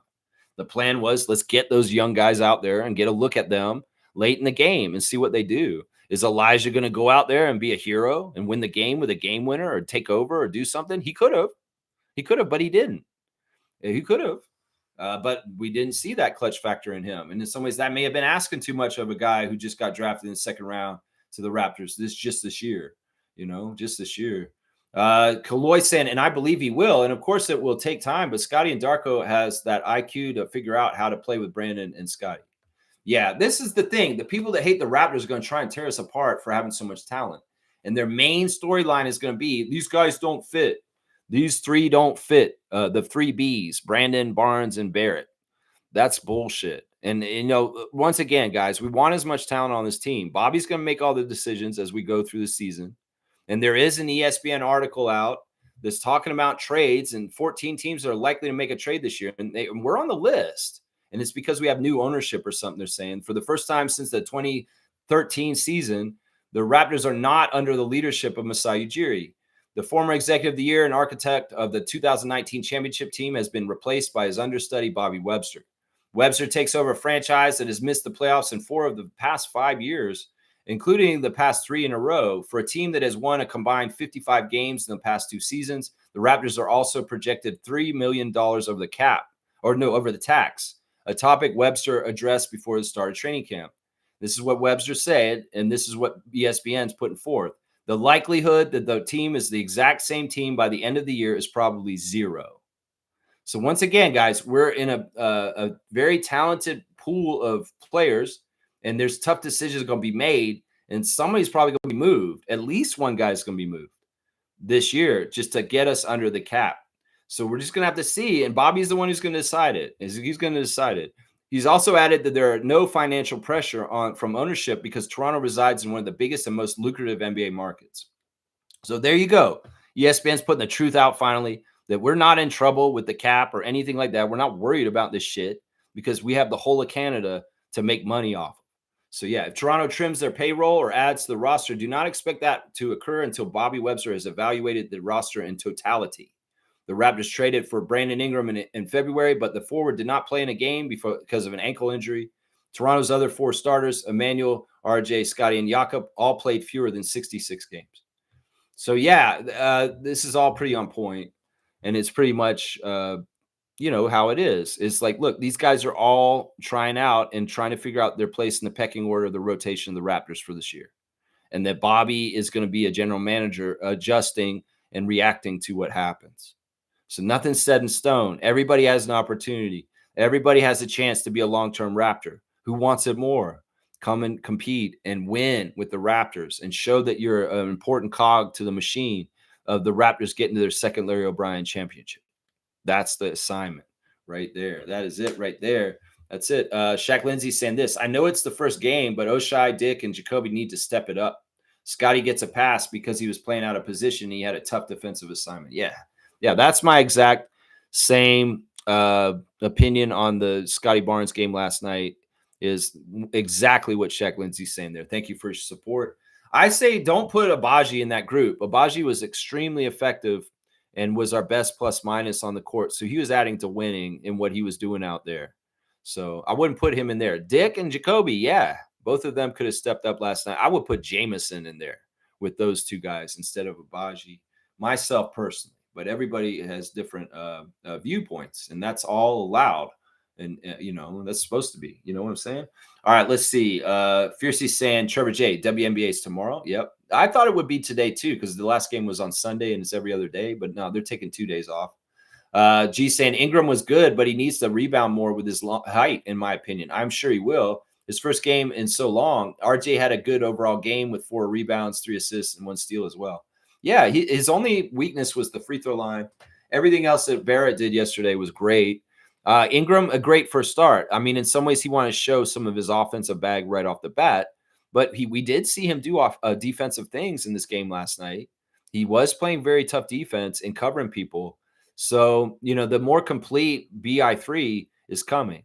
It's just we got our first taste. And I think the first thing you want to do in a Raptors red jersey was show Raptors fans, hey, I can score like this and I can score like this. So, but I'm hoping he will pick up more rebounds. I think he's going to look at that stat. He's going to be more aggressive to get him. I think he will, G. I think he will. Monique is saying Colin Murray Boyles is being so great. He's going to be so great. Yeah, I hope so. He's got a lot of potential, a lot of things, a lot of flashes of possibilities with CMB. That's for sure. Kaloy saying, I don't think RJ is going nowhere. This guy will be here to stay. It's very evident he wants to be a Raptor for a long, long time. And honestly, why wouldn't you not want this guy who plays all out for us? And he's very steady. The detractors towards RJ are losing ammunition in their gun for why they think he shouldn't be on the Raptors. In some ways, they're being outed as fake news and kind of just not people that are for good things for our team. The way they talk about RJ and this stat and that stat. No, just use your eyes. Look at what he's doing out there. And he's doing major things for us. That's what I'm saying. Kaz is here. Good morning, Lex and Raptor Free Crew. Good morning to you, Trucker Kaz, our WNBA fantasy champion. Randolph is here also. Blessing, beloved Raptor Freak family. Where you start is not where you will finish. This is really good words of wisdom for today. If your goal is the finish line, things can always get better. Stay focused. Yes. Yes. Like I said, yesterday was the beginning of a journey. This journey goes until next April, May, June, depending on how well we do. And every single month leading up until next June, is to improve. And if this is our starting point, our starting floor, and even though we didn't win last night, I feel real good about how we can improve over the months that are coming up in the regular season for the NBA.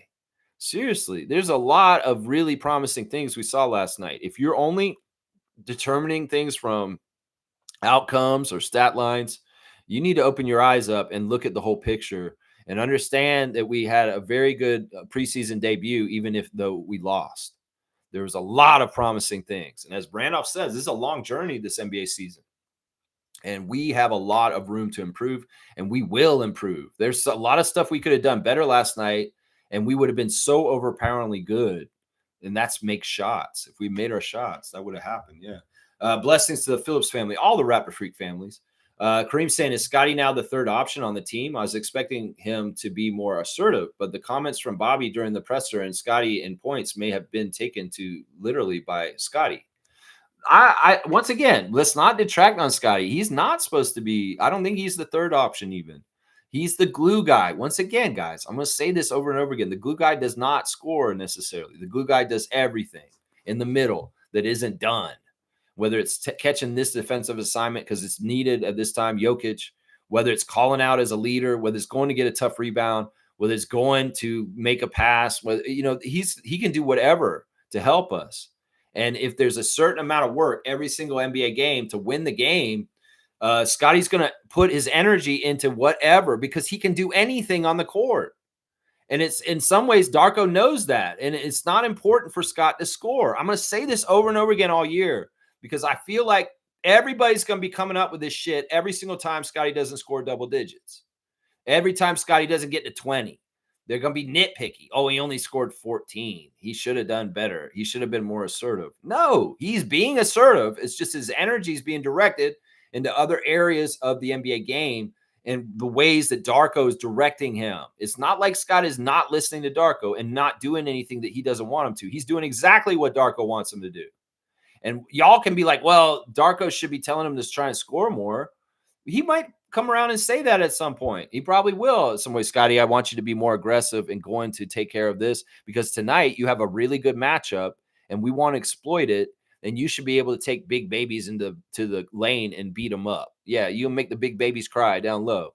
That's right. He should be able to do that some games. It's just last night, numero uno assignment, the big Serbian guy that likes horse racing. That was the assignment, and he caught it. And in some ways, like I said, Kareem, Denver Nuggets. Denver is a team you like. Jokic is a triple-double machine. And to an extent, Scotty contained him to an extent last night. A lot more than most people are able to. So we got to remember, guys, he's playing Nikola Jokic. And Nikola Jokic has got height and weight on him, and he's trying to manhandle him and trying to slow him down. He's fronting him, and he's trying to stop him from even getting the ball. So the assignment for Scott last night isn't as simple as like, you're a basketball player, but go be Michael Jordan, score 30 points. No, it's not that simple. And some people say there's no skill in that then. If he's not scoring, he only got 1 point. No, there's a ton of skill in what he's doing. It's just that we've got to give more credit to the dirty jobs in basketball. And people don't want to do that. They only want to give credit to three-pointers and dunks and scoring. Give the credit to Scott for the defensive energy he puts out there to try and negate Nikola Jokic. Seriously. Yeah, don't expect Scott to be our leading scorer. Don't expect Scott to do exactly what we all think he should do. He's going to do what Darko wants him to do. And even if you think that's not the right decision, well, remember, Brandon and RJ are more natural scorers than Scotty is. They are both better shooters. And in some ways, they've come along in their careers and they've done more with it than Scott has. It's not that Scott's going to be a bad shooter. He is a good shooter when he's on. But sometimes Scott is a streak shooter and he is not on. But when he's on, he's very good. So we got to limit any kind of projections and expectations for Scott once again. It's going to be like this all year. And we better get used to the possibility that Scotty's stat line is not going to look like what everybody wants it to be every day. That's the thing right there. Yeah. Shaq Lindsay saying, although his offense was less to be desired, Scotty needs to get to his spots on the floor by setting picks and cutting. Darko wants him less off the ball, so he needs to do this. I think actually he said he wants him more off the ball than on the ball this year. He's going to handle the ball less. And that's the thing. In some ways, Scotty's not higher on the priority list on the offensive end this year because Brandon is here. And Brandon, IQ, and RJ are more likely to get more shots than Scott in a lot of games. And Raptors fans just need to adjust to this and need to understand that. Seriously, because I think that's a big part of it right there. I think that's a big part of it. G saying with Yak, I think we win. Yeah, it doesn't even really matter if we won or not last night. Once again, we played a top 3 team from the Western Conference and toe-to-toe, and we didn't start well. We didn't shoot well, but we played with a very competitive energy that was very good on defense. And, a couple of other things just go right, we can win. But were we trying to win last night? Were the 5 players on the court at the end of the game last night the best players to close the game out if we're trying to win? No. So in some ways that we're not playing so competitive that we're absolutely trying to win. If we're trying to do that, Brandon Ingram's hitting shots right at the end of the game, we're winning. So it wasn't really about winning at all. Yeah, with Yak, I think we win. They had Joker and JV. This shows me we do need one more serviceable 7-footer or plays like one off the bench. Now, let's not diss Sandro. Sandro was fine out there muscling with those guys. In some ways, I don't agree with this. I think that we were fine.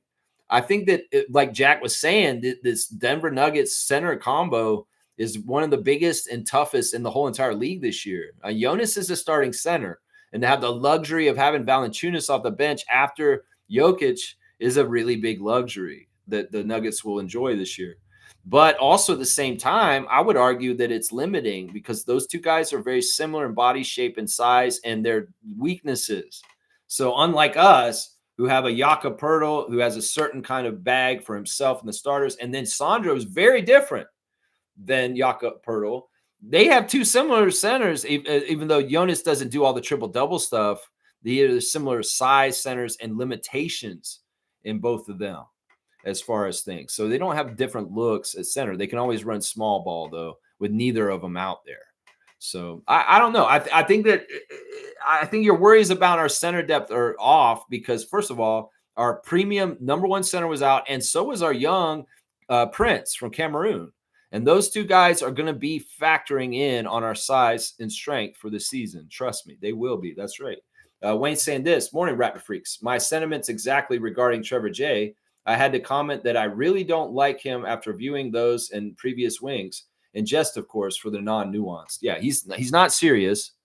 In some ways, we've been looking at the food that Trevor puts in front of us on Discord server every day. Every day. He's showing us what he's eating for lunch and dinner, and he's throwing it in our face.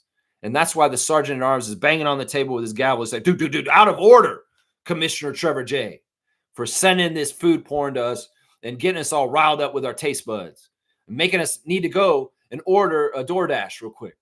Yeah, order the court. Sergeant Wayne is calling to order the court and saying that Trevor J, you are in contempt of court for sending these pictures to us unsolicited, making our taste buds activated by seeing such amazing looking food.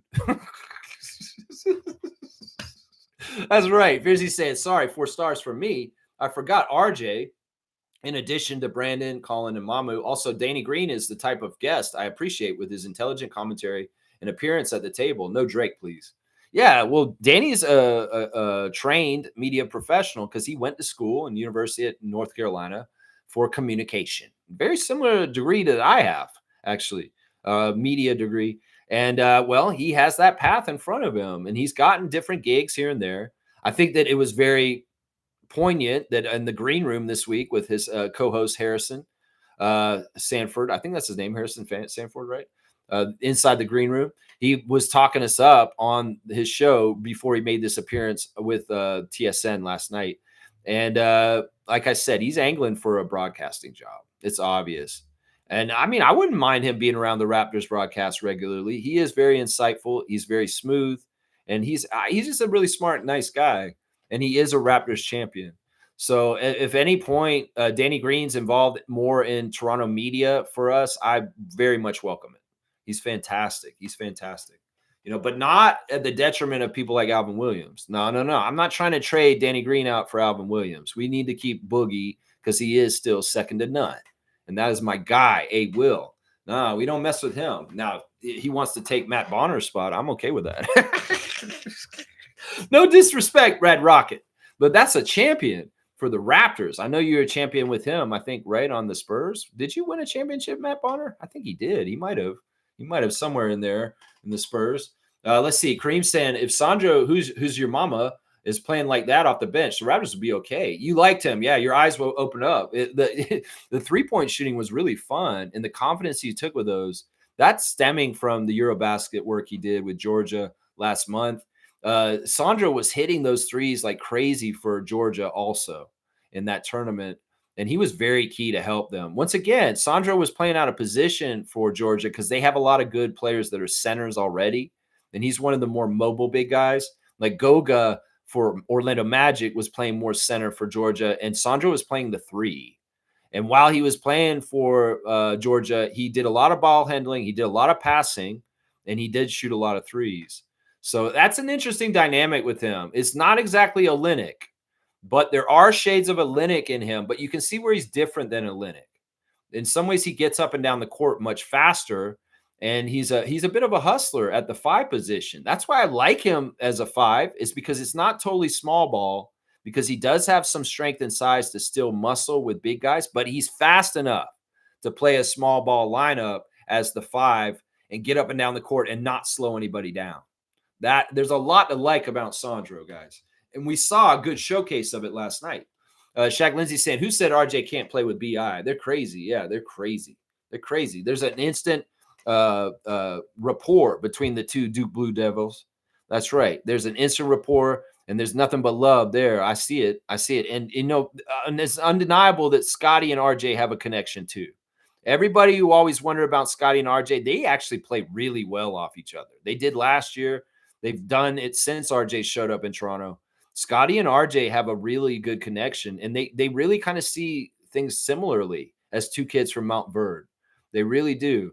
So I see those connections all right. Now we need to see connections between Scotty and Brandon coming up in games, and that'll be very interesting. If we can see Scotty start setting up the notorious BI3 for very easy baskets, that'll be fantastic. And I also want to see it go the other way. Brandon Ingram. You're going to have to set up young Scott too. So, yeah, we're going to have to see, man. We're going to have to see. Sandro is a steal. That's right. That's right. Cream Thomas is saying, I didn't realize how nimble Sandro is. He's up and down the court like a shooting guard. Exactly. That's a real strength.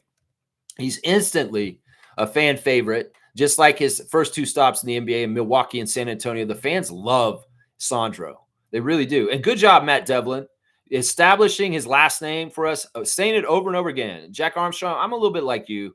I'm not as daring to try and say Sandro's name, but I've been trying to say Mamu Kelishvili. Mamu Kelishvili. Mamu Kelishvili. Mamu Kelishvili. Say it fucking 100 times every day until you get it right, Jack Armstrong. And Matt Devlin, thank you for drilling it into our heads so much during the game last night. He made sure he said that man's last name fully every time. Now, can I call him Mamu? Can I call him Sandro Mamu? Can I call him Sandro? Because sometimes I might do that. I might do that just because it's easier and I'm lazy like Jack Armstrong. That's right. Mamu is totally a fan favorite already, and you can see why he is. He's going to hit threes like that all of a sudden out of the blue for the Raptors. Woo-wee! You're going to have Raptors fans loving you. That's right. That's right. Shaq Lindsay saying Mobo played really good. He was very active. Yeah, he was solid. I had no problem with him starting with the output that he did. He fit in nice, and he did a solid job like he did a lot of times when he started last year also.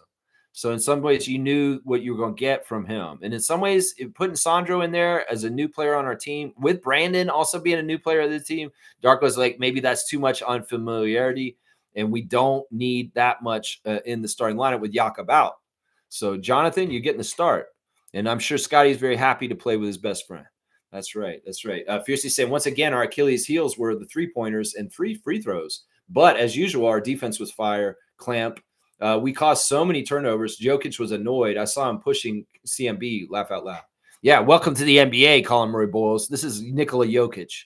Yeah, see if you could push him around.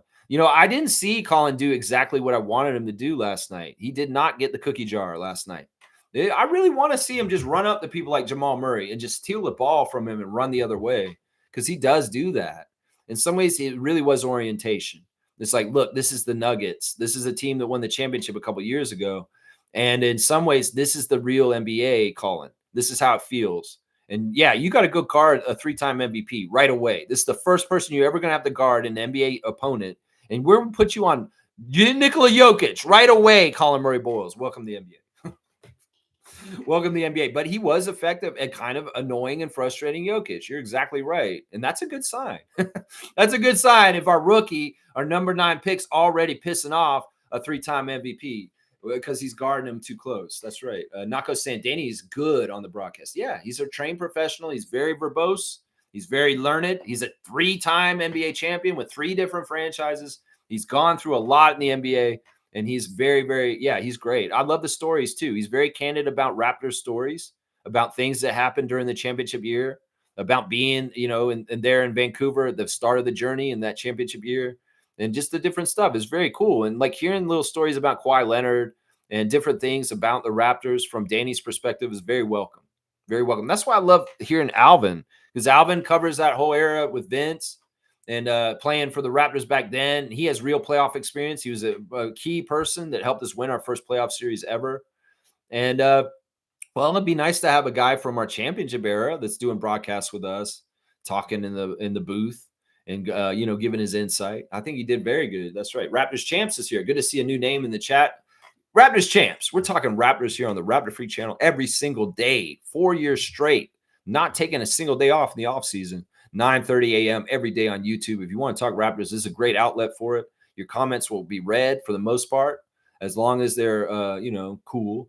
And also, we have all kinds of other fun stuff going on in this community for Raptors fans. So let's see what you're saying. He said it. Looks like it's Brandon's team. Who said that? It's nobody's team in particular. It's win for all. And nobody's got the ego that everybody says this and this. No, the franchise face is Scotty. And, Brandon Ingram could be the leading scorer, and the franchise face is still Scotty. There's a lot of teams in the history of the NBA that have this setup, and they're usually very successful. So sometimes having your best player be your leading scorer is limiting. Let's just put it that way. So having very strong talent in different areas around a team is actually really good. Jason Kidd was the best player on the Mavericks for many, many years, but he wasn't the leading scorer. So let's just remember that. Magic Johnson is another great example.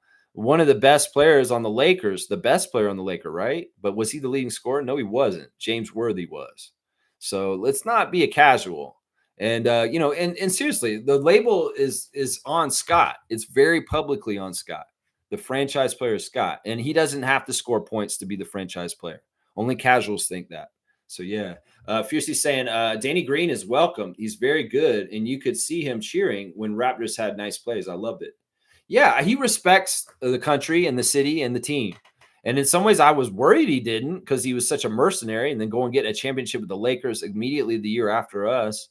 But no, he really did value his experience in Toronto. Only 1 year playing for us, but what a dream year. Once again, him and Kawhi had a dream year in Toronto. And then Danny Green respects and honors it a little bit better than Kawhi Leonard. That's for sure. Just a little bit better. Shaq Lindsay saying, we really need to fill that last spot on the roster with a center, not Sar. No, I don't think we need a center. Once again, you're forgetting we got Shamshay in the pipeline. And honestly, our center depth right now is Jakob, Sandro, Jonathan Mobo, and Ulrich Shamshay. Those are 4 solid centers. And these are going to be fine. In the new NBA, an old big center, like a center like Jonas, is not totally good in this league. In some ways, the trend has been small ball centers that can shoot threes and get up down the court more, and not lumbering big centers like Jokic and Jonas to a degree. So I like our center mix. Actually, I'm very happy with our center mix. And remember, 2 of them were in DMP last night. 2 of them are in DMP. So we're good at that depth. And Cool Cat can comment on this with me. That'd be great. Now, Sar, He could be on part of our depth for Mississauga this year. He could be very much down there being either the starting center or the backup center for them. Now, Shamshay is probably going to be the starting center, and Sarr could be his backup for Raptors 905 is what we can see. Coach Cool Cat, good morning to you. Great to see you in the chat, Coach Cool Cat. Wayne saying, good preview last night of the final roster. Point guards are IQ, Shed, and Martin. Chucky and Chucky. And Sarr can miss us. Don't need them. Shed, Mamu, Walter, Oshai, Dick are the second rotation. Yeah, I think that's about right. Some people are reading into a lot that Jacoby Walter had the green jersey in the scrimmage game last week. But I really think it is that, they've seen Jacoby with Grady and Oshai in that second unit with Shed a lot already. And they wanted to see Colin in there. And they wanted to see Colin in that second unit wearing the gray jerseys last Friday at the open scrimmage. And that's part of the reason why we saw that shakeup is in some ways they want to try Murray Boyles with the starters. They want to try Murray Boyles with Grady, Shed, and Mamu and them. But in some ways they've seen Walter with those guys. But don't get it twisted. Walter is still high in the rotation. And even though he was on the third team at the open practice on Friday. Yeah. Let's see what else y'all are saying here. Mamu's saying, Cool Cat's saying Mamu's stretch 5 looks good. Poor Mobo, center against Jokic. Yeah, he wasn't really playing him. It was more Scott. But Mobo was having to switch on him and help Scott. And the two of them, in some ways, they probably work a lot of things out with each other about, well, this is what we do when we're together as the 4 and the 5 for the Raptors, and we got to play a bigger guy. This is what we got to do. Can you come and help me then? Can we do this? Can we lead him here? Can we deny him the ball completely?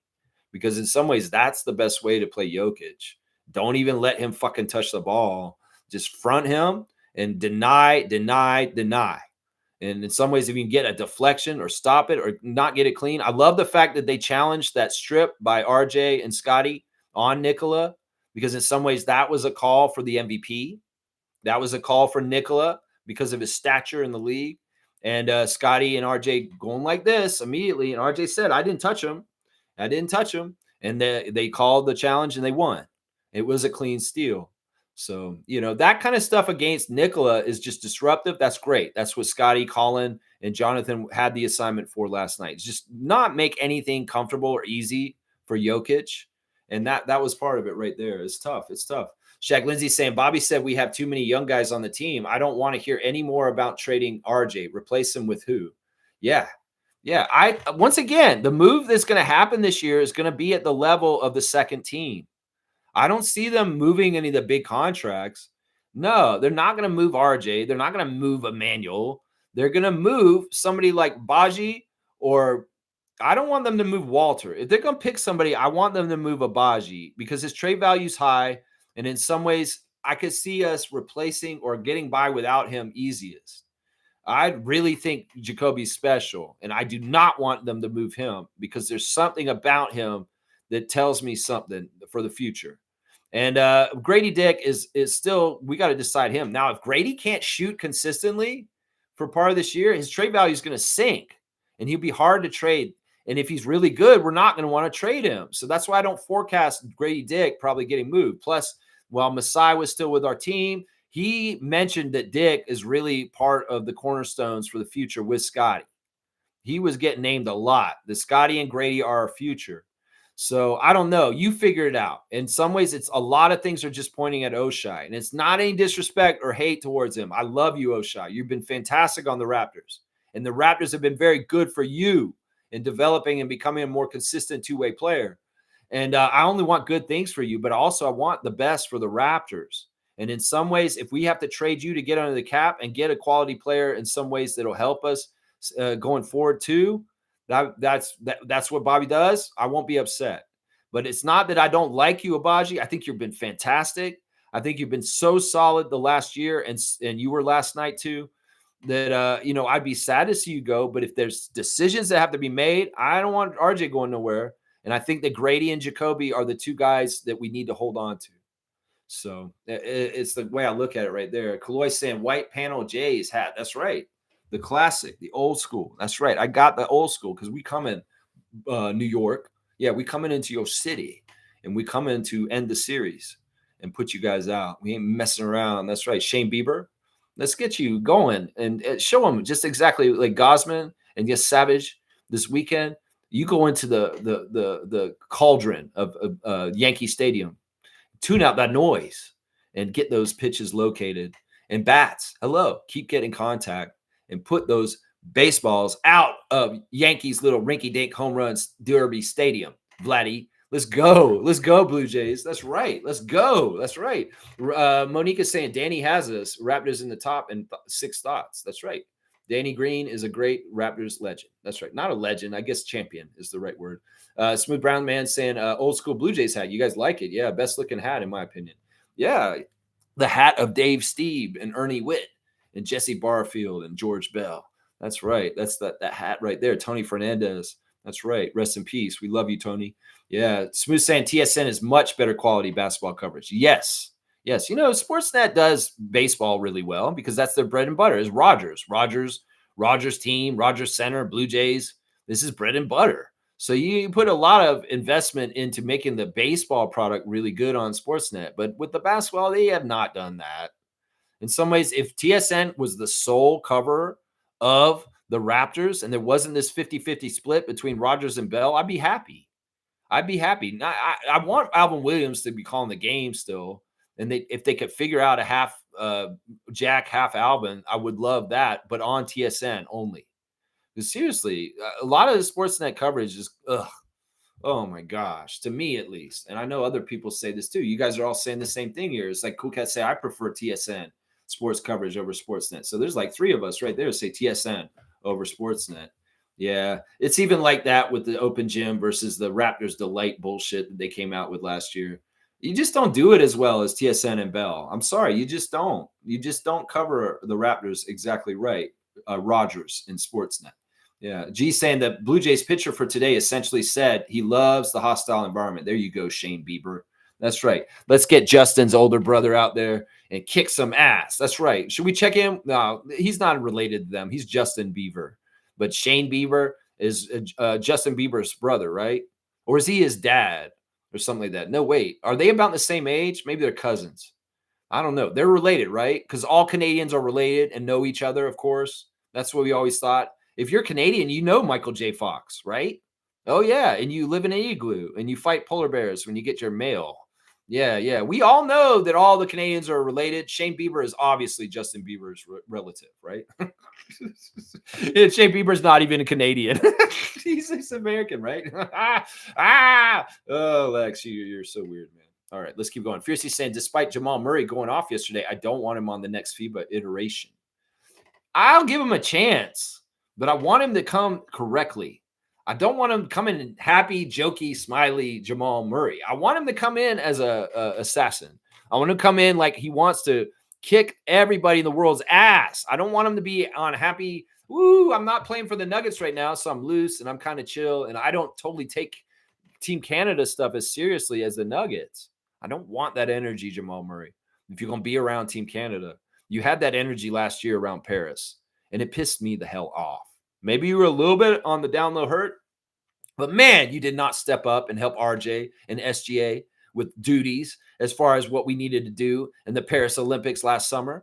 And RJ looked pain when they talked about it in the interview yesterday, talking about, yeah, when we get back to the Olympics, yeah, like they feel like they failed last year. They want the gold. And Jamal Murray, if you ain't helping Canada try to get the gold, don't waste your time to even come to try and get on the team. Seriously. Because if you're going to fucking half-ass and joke around and just not take things seriously, we don't want you on Team Canada, even if you're one of the best Canadian players in the NBA. Because we want people that are serious, and you did not look like you were taking anything seriously last summer. And we could tell. I'm watching. I can tell. I see your body language. I see the way you're acting. If you're nervous, why the hell are you nervous? You dropped 50 in playoffs in the NBA on the regular. How the fuck would you be nervous at the Olympics as a man of your stature in the NBA? So if you are nervous laughing or just being goofy, don't be goofy. Lock in and get serious and stop playing with your life, Jamal Murray. You want to help Canada get a gold medal or not? So don't fuck around if you're going to come around and be on our Canadian national team again. Seriously, you were a big, huge part of why we lost last year because we were dependent on you to be Jamal Murray, and you were not Jamal Murray last year. You were Malachi Flynn. That's right. I said it. That's right.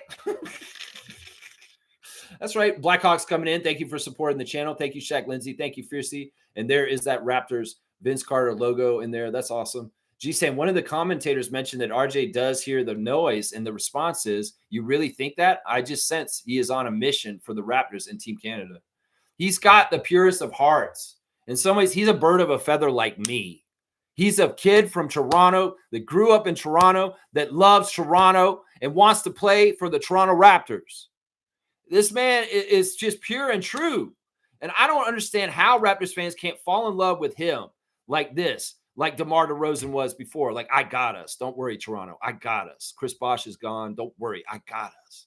He's got that energy. He's got that Siakam. I'll do anything for this team, and I love this city energy. And it's real pure. Why wouldn't it be? He's from Mississauga. Come on now, y'all.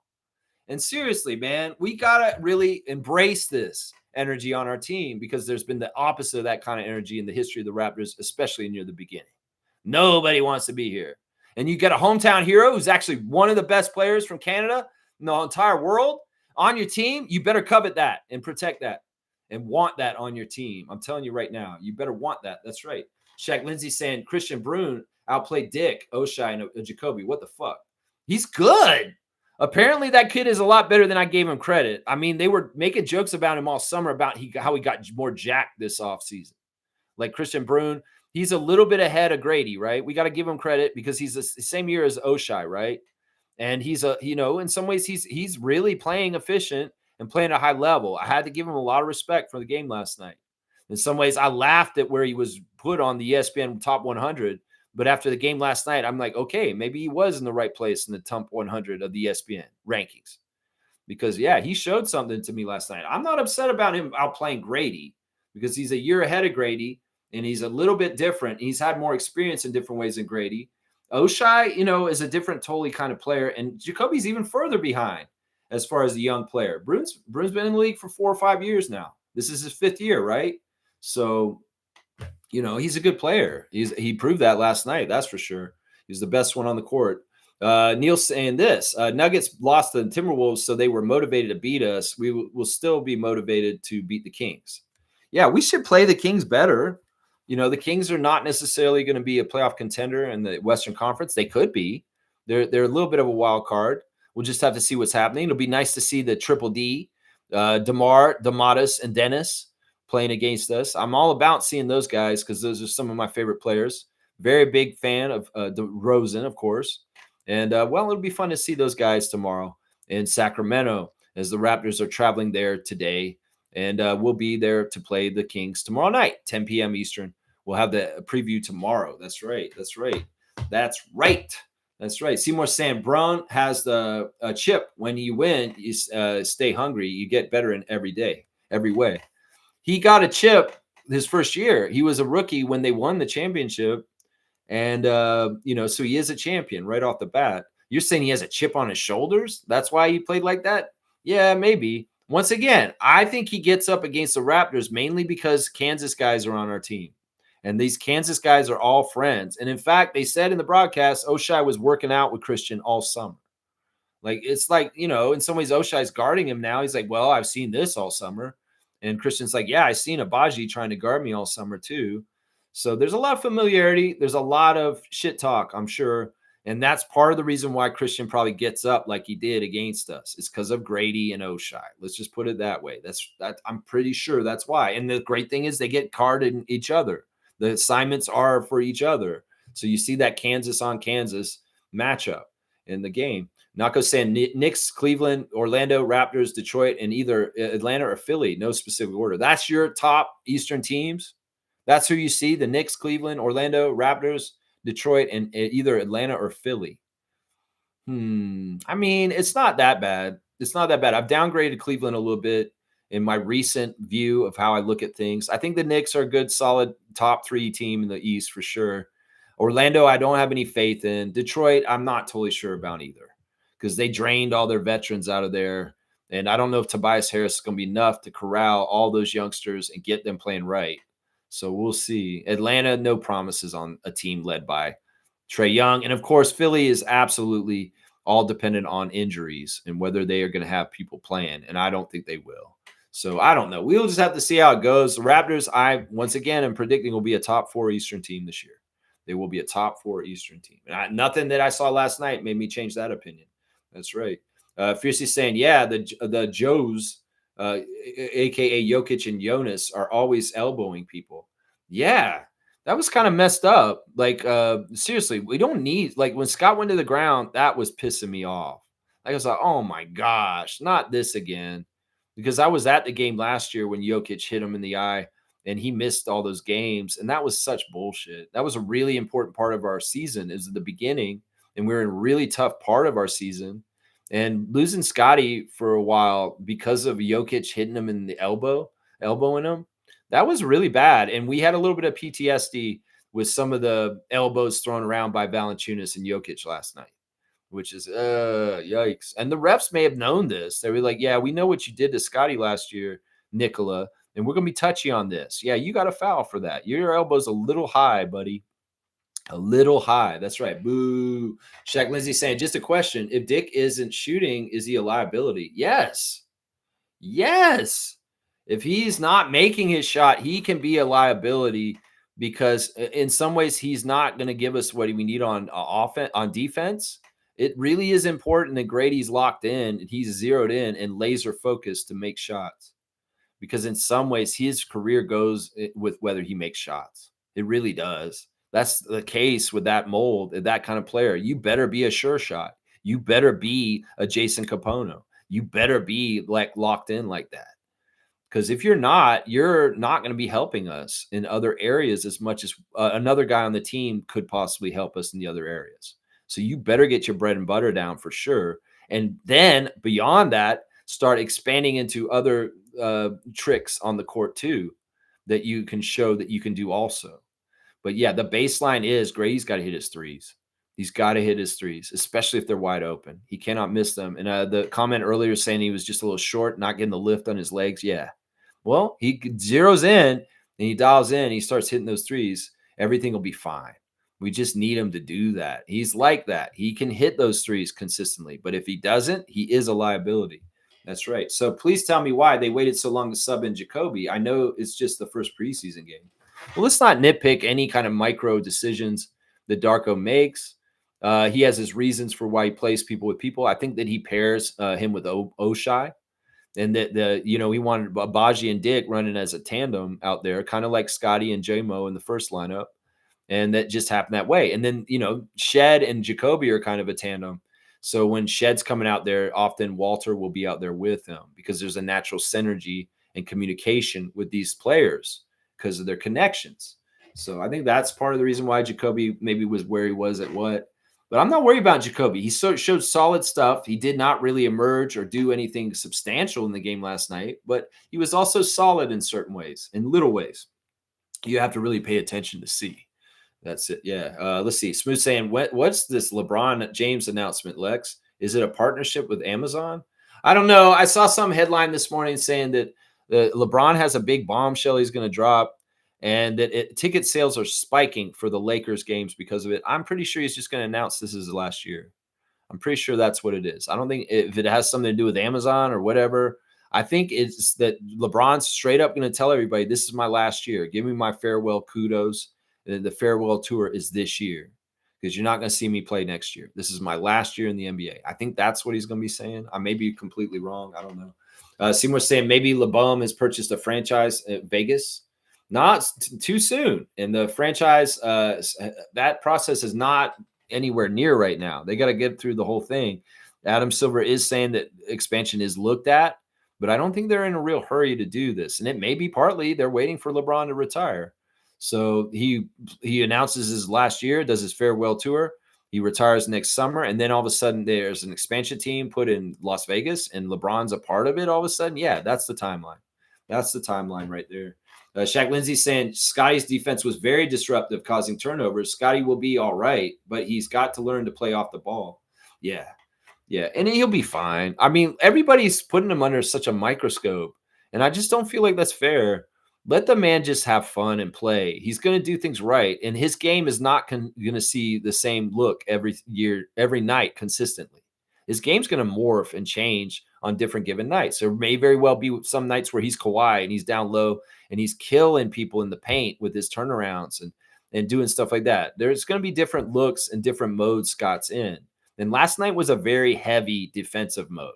Very, very heavy defensive mode. Seymour's saying, wait, but Lex, you said Denver won't be good this year. Now you're saying different. Well, this is what you do in life, right? This is how people should treat science. Science isn't just set. It can be changed with discovery. And, people that just set their beliefs on faith and science denial, they're idiots. The science is a trial and error of figuring out what the world is. And this is what this is. I got new facts and they were presented to me visually on the game last night. And I had to amend my opinion of the Denver Nuggets franchise right now. No, I can see where they're going to be quite good this year. And I may have dissed them this summer. I may have been saying things like, oh, Jonas isn't going to report because he wants to live in Europe. He doesn't want to live in a dumpster fire called the United States. Those are things I did say this summer. But Jonas has showed up. The money does matter. And he wants the rest of his contract with the Nuggets, even if his wife wants to live in Lithuania. It was interesting that they were saying last night that Jonas showed up right at the last second to be with the Nuggets. He did not train with them or do anything with them this whole summer. And he begrudgingly showed up at the last possible minute to be there for these preseason games. So he's barely even been on this team or been around his teammates hardly at all. He's met with them a bit. He's bonded with Nikola. But I'm just saying, you know what it is? I think it's the emergence of Brune and what I saw him do last night. And also seeing Brown on their team again. It makes me realize he's going to be able to recapture that X factor for them in the championship year. And these things all make them look pretty good as a contender. Cameron Johnson has a lot of room to grow too, and he could be very helpful to them. He's just starting to scratch the surface with them. He wasn't even a factor last night. So I'm also looking at Houston losing Fred downgrades them. And I was putting Houston up near the top of the Western Conference with Kevin Durant. And now that Denver looked strong last night and different things, no, I'll put them up there in the top 3 of the West. I will. I'll put them up there with OKC. And I don't know the third team is right now. It was going to be Houston, but with Freddie out, all bets are off on that. Bet on yourself. Yeah. Bet on Fred, but he's not going to be there, and that's too bad. But yeah, that's the thing, man. You get presented with new facts. You shouldn't be so stubborn that you only think one thing for your whole rest of your life. When you get evidence of other things, you should be able to amend your opinion. And climate change is one that a lot of people need to get with and understanding the science and the truth of climate change in this world. And people are just like, no, it's bullshit. It's all cyclical. No, scientists and science do science. And science means you change your opinion when you find the new facts. That's just the damn truth. That's it right there. That's right. Seymour's laughing because I changed my opinion on the Nuggets. That's right. Seymour's saying, I guess you needed that eye test. Yeah. Yeah, I mean, that's the way it's going to be with every team as we go through this journey. I'll do the eye test on Sacramento, and I'll reassess my opinion on where they are in the place in the NBA. That's just how I've always done it. If you haven't noticed, I'll assess Indiana at different places last year, and then, wow, they changed by the time it got to the playoffs, and they were way better by then. So nothing's set in stone, and my opinions will change as I investigate and find out what is revealed. That's right. What up, champ? What up, champ Kaz? That's right. Shaq Lindsay saying, do the SARS have another brother? Because we don't want this one. Well, that's what I'm just saying. I mean, if Olivier enjoys his time with the Raptors, he could tell Alex some things about being up here. That's his brother, his younger brother. And he could say some nice things. And all of a sudden, Alex Sarr is a free agent. He's sick of the Wizards, but he's like, I heard really good things about Toronto. I want to go there. He is a French guy. He's not American. And we know international players do like playing in the international city of Toronto. So who knows, man? And, Toronto loves having French-speaking players because we need those interviews to be done. RJ's going to be doing the heavy load this year with Chris gone. So, I mean, Alex Sarr showing up on our team down the road. And remember, I said this and put a pin in it. It's like, maybe this is partly because his brother played for us this time right now. And he put in a good word for us. That's right. Pause. Okay. Let's see. Nako saying Darko probably wants CMB to shoot as much threes as he can. No, I don't see that. I think he just took the philosophy in general for the Raptors is if you have an open three, take it. And it may be that it's more likely this, Nako, that nobody respects Colin Murray Boyles from 3-point land yet. They got to prove that he's got to prove that he's a threat. It's similar with Grady his rookie year. They let him have the green light to shoot, and then they found out, oh, that's not a good idea. And then people circle back and started guarding Grady. And then Grady had to go through a different adjustment as a shooter in the NBA because people weren't letting him have shots anymore. No, Colin's getting the green light from the other team, not from Darko. In some ways, the Darko philosophy is move the ball around until somebody has a good, solid shot opportunity. And it just so happens nobody's giving any respect to Colin Murray Boyles on the three-point line, so he's getting wide open threes. That's not necessarily what Darko wants. It's just that it's the scheme that he runs and the logic led to those shots. He didn't look totally good with those three-point shots. He doesn't look totally bad either, but he didn't make any of the three of them, did he? And in some ways, if he's not going to make the threes, Darko's not going to want him to shoot them. So it's not an emphasis or an important thing that Colin does. He's going to develop a three-point shot over time, but initially it's about getting used to the physicality of the NBA and finding his place defensively in the NBA first. That three-point shot stuff can come in like the second or third year of his career. So yeah, that's not an emphasis. That's just that the other team doesn't respect him and they're giving him open shots. That's what it is right there. Let's see. Neil saying these preseasons are fun about finding your rhythm and chemistry. Wins don't matter right now. The goal is to be a team, not find lightning in a bottle. Yeah.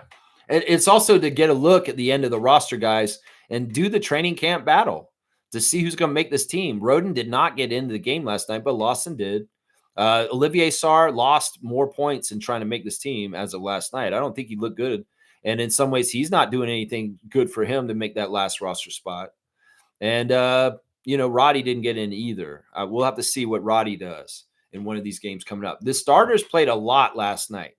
Now, they may not play a whole lot in the games to come, but they may play a lot also because Darko does value getting them reps and getting their chemistry up. We'll just have to see what the balance is between playing starters in these next few preseason games and getting more of a look at the end of the bench. We'll have to see what that balance is. That's right. Salute to Seymour. And Shaq Lindsay saying our center depth needs to be addressed. Injury to Jakob and Ulrich forces you to go small. Yeah. I mean, this has always been the case with the Raptors. If we have an issue where Jakob's not available, we're in trouble to a degree. But also Scotty holding down the fort, doing his best, is the starting center last night because Scotty did start at center last night, guys. He was the center, not Jonathan. Jonathan was the power forward. Scotty played center last night. And if you realize that, can you give him a little break on the scoring? Seriously, that's it right there. Nako's saying the offense this year is going to look so much better this year. Yes, it's going to look more smoother. It didn't totally last night. We stagnated. The connections were not exactly right, but this is just the starting point. And there's a lot of promise and possibility in connecting between RJ and Brandon and Scotty and RJ, Emmanuel and Scotty, Emmanuel and Brandon, Emmanuel and Jakob, all the different kinds of combinations of setting each other up is going to be part of what's going to be really fun about this starting lineup because they really can be all really good passers, all five of the starters. All five of the starters can be very good passers. And Brandon's the one who's going to show the most that's going to surprise people. He did have a very nice assist last night for RJ. And that's something you're going to see more of this year. Watch. Seymour saying durability. I screamed it last year, and we already down a couple big size. Health is wealth. Go Raptors, go. These aren't that serious of injuries. Like Jakob being out is honestly is load management. He's not hurt. His nose got broken a month ago. All right, when he was playing for Austria, he had a bloody nose. He's playing against some team. I think it was Belgium or something like that. And he got a bloody nose. And that's why he wore a mask in the open scrimmage on Friday. In some ways, they were like, you know what? We don't want to play you tonight. They held out Aaron Gordon. And then sometimes teams see that another player is going to be holding somebody out. They hold somebody out on their side. And it's strategy. Maybe in some ways it's like, well, you didn't play Aaron Gordon. Well, we didn't play Jakob, just for excuses sometimes. But no, Jakob is not that hurt. Jakob is only just sitting out one preseason game right at the start. He could have played last night and he'd be wearing a mask. But maybe Darko's like, since you need to wear a mask and there's any kind of risk of you getting hurt and missing the season, I don't even want to put you out there. It could even be this deep, Seymour, They know that Jokic is throwing some crazy ass elbows, and they're like, we can't afford to put Jakob out there. What if he catches elbow and he misses like the first 2 months of the season? So in some ways, they didn't play Jakob to save him and protect him and make sure that he's healthy, and that's smart. And the same thing with Shamshay. I'm hearing the issues with Shamshay's hand are not serious at all, and he's not expected to miss the start of the season. So these injuries are precautionary sits right now. And in fact, when you have a 21-man roster, in some ways you're looking for the guys who have just the littlest, nitpickiest issues right now. You say, yeah, what? Your face got broken last month, Jakob, in Austria? Okay, well, you know what? We'll just go ahead and sit you because we got 21 guys and we can't play everybody. So we'll sit you and Shamshay because you guys are the most kind of hurt players on the team right now. Does that make sense? Because that's kind of what this was. Both of them could have probably played. If we really needed to force Shamshay to play right now, we would. But why take the risk? It's preseason. It doesn't count for anything, you know? So let's see. Rap's second unit looked awesome as well. Yeah. Very energetic, very on the ball, on bugging people. Chucky Hepburn's a badass, honestly. He's really interesting. And I really liked Shed last night. Shed was really good last night. Yeah, I agree. Most saying team walkthrough tunnel was nice. Yeah, I like one of the things I'm doing as extra content for Raptor Freaks. If you're a member of the channel and you're a member of our Facebook group, I will post the pictures of the entryway with the guys coming in and their fits, and I'll make little comments on what's going on with them. And IQ's just pure aura. He always comes in wearing with a little bag. I call him the bag man. Whenever you see Emmanuel Quickly coming into the game, he's got a bag and he just has aura to him. Scott with a big cheesy smile wearing camouflage coming in the game. Grady wearing shorts and a t-shirt and looking very casual coming in the game. Maybe too casual because you were too casual in the game, Grady. Tighten up. That's what I'm saying right there. Shaq Lindsay saying Chucky. Yeah, Chucky Wepner. Chucky Wepner. That's right. Only 5'10". We're in the big league now. Yeah, Martin's short too. Those guys are undersized. Elijah Martin has a tough path to make this league. In some ways, he's got a similar kind of body as Fred VanVleet or Damon Stoudemire. In fact, the layup that he made in the game last night was very Mighty Mouse-esque, going all the way back to the first year of the Raptors. There's a lot of parallels and flashes of Stoudemire from our first year as a franchise in Elijah Martin. And some of it has to do with his stature and his big, huge shoulders and arms. But the thing is, Elijah, man, your position in this league is tough because honestly, you're a shooting guard, but you have a point guard's body. And in some ways, you're going to play like a shooting guard. You're slotted as a shooting guard, but that's a luxury to have an undersized shooting guard. It's going to be a really tough path for him to establish a long-term NBA career. It's going to be very, very tough for him. So he's got to you got to really pay attention and carve out your role, Elijah Martin. If you want a long NBA career, you better very much pay attention and lock in and find some bread and butter skills that an NBA team would really, really want you to have, whether it's an overlock on defense, whether it's an uncanny baller kind of attitude where you can score and get points for people whenever you want. You're going to have to find what your niche is because with your body frame and your position, you're in trouble. You're not going to make this league if you're not careful. Seriously. I'm just saying that. Chucky Hepburn doesn't really have a path to make the league for long term. But he definitely is going to get a couple years in the NBA. We'll just have to see how long. We'll have to see how long. Kareem saying, I'm sorry, but Grady's defense is really dog shit. I think Oshai Jacoby may be slated in front of Dick unless Grady becomes a lights out shooter. Yes.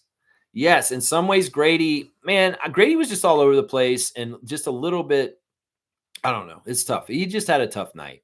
I'm going to give him a pass. It's the first night back. And all these guys, it's first night back. We got to give them passes. That's what we got to say. If it's a trend and we see it carry over from game to game for a while, maybe we're a little concerned. But we see Grady come out against Sacramento tomorrow night, and he's bombing and lights out and shooting shots. We'll all feel better. We'll all feel better then.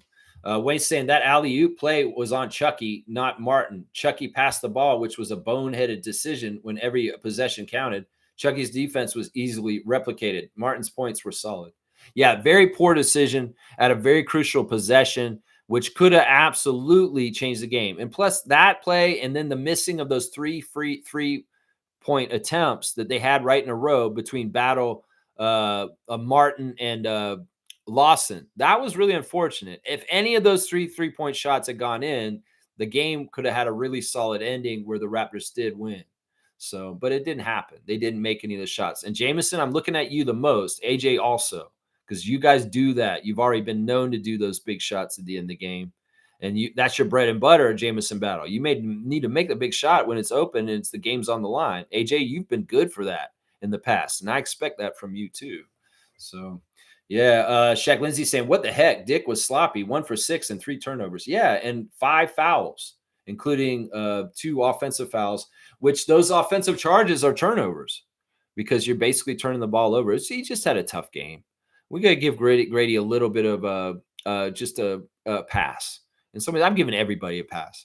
Fiercely saying, Kayla Gray said she spoke with Bruce and he kind of retracted what he said about Toronto. He actually liked to stay here. He never said he didn't like being in Toronto. That's not what he said. He basically said, all right, this is the timeline. We'll go over this very closely with this thing. All right, Bruce Brown won a championship with the Nuggets, and he was a huge X factor, and it bolstered his value suddenly, short term. He was a free agent after their championship, and he wanted to make as much money as possible, and he knew the Nuggets couldn't do that for him. So the Pacers decided to sign him to this crazy contract where he made $20 million a year. And, well, the Pacers and him didn't totally work out. And at that point, that was when Bruce Brown decided he wanted to be back in Denver. He's like, I wouldn't have left Denver if it wasn't going to be like, oh, I'm in Indiana. All of a sudden, they don't really want me here. Why the hell did I leave Denver? Well, you wanted to get paid. That's why you left Denver.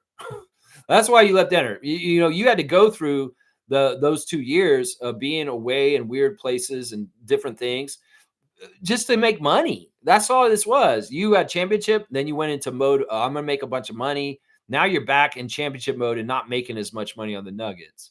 That's acceptable. I mean, he thought the Pacers would want him long term, and they said, no, you're not really in our plans anymore. And that's when he really wanted to go back to Denver. It wasn't that he went to Toronto. In fact, he was a pro. He showed up. He wasn't a malcontent. He didn't take away from our teams. And, you know, he did the right thing. So everything about Bruce Brown, we need to just let go, guys. He did everything right. And in some ways, we shouldn't be mad at him. Nothing he said recently was actually that bad. He just said he really wanted to be back in Denver immediately after Indiana didn't want him anymore. And it could have been any team in the league. It didn't matter if it was Toronto. It could have been any team that he got traded to from Indiana, and he would have felt the same way. It didn't really have anything to do with us. He has a Denver Nuggets tattoo on his arm. Come on now, y'all. Come on. That's it right here. That's right. Kareem saying, fuck Bruce Brown. He meant what he said. He shouldn't have stood on business and not backpedal. Anyway, that said, welcome him back home, Bruce. Denver's bench needed him back.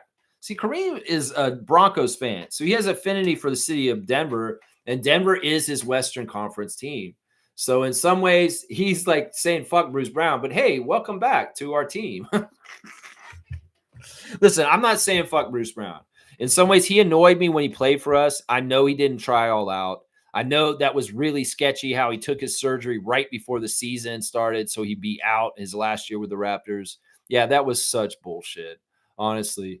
But yeah, whatever. In some ways, I'm glad he's gone. I'm glad we traded him for Brandon Ingram, and we got Brandon Ingram now. And I'm staying in the present. That's right. I'm staying in the present. Shaq Lindsay saying, did anyone see that reverse layup that CMB did? Highlight. I just like the fact that the point guard Shed was like, all right, I got to read this floor right now. What is our best chance to get a score in the last second of the shot clock? And he called Murray Boyle's number 12 as the number and tossed it to him in the corner, and Colin was successful. That was a big time move. And like I said, that's a good sign that if we have a need to bail out our team at the end of the shot clock, Colin might be one of those options. And he may be able to get a basket for us really quick. I like that. Smooth saying, I mean, Toronto was a full-on rebuild club. Can't blame Bruce for not wanting to be in that situation. It wasn't even that situation. He didn't care about that. He just really wanted to be in Denver no matter what.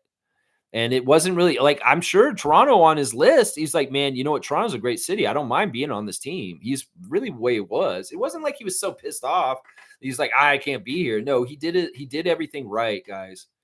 And in some ways, this is just us being ultra sensitive to people dissing or saying anything. This is not one of those kind of situations. It's not. It really isn't. This is not a Rudy Gay, guys. This is not a Rudy Gay here. Let's see. Yeah, he didn't ask for it. It was a net zero when he was here. Yeah, he didn't help us. And in some ways, that kind of pissed me off, but it is whatever. He wasted our time for a bit. And in some ways, he wasted part of his career. That's part of it, too. We used his salary to get BI, and he's back in Denver. Everybody wins. Exactly. Exactly. It worked out the way it was supposed to. Siakam's happy, too. That's part of it. Fiercely saying it never ends. When Pascal, OG, and Fred had off nights or didn't score too much, some fans would annihilate them and prop Scotty up. Same stupid cycle now. When Scotty doesn't score, they tear it down. I think it's a lot of it's immaturity. I think it's just casuals. I think in some ways, like, once again, it's wolves in sheep's clothing. Fans of other teams acting like they're Raptors fans in social media spaces, trying to tear it apart from the inside by having asinine takes that they just put out there willy-nilly. There's a lot of that in the world right now, a lot of asinine takes in all fields, whether it's sports or politics. And that's really what this is. You just got to recognize the action. Listen, the speech of patterns of people on social media, sometimes they're just bots.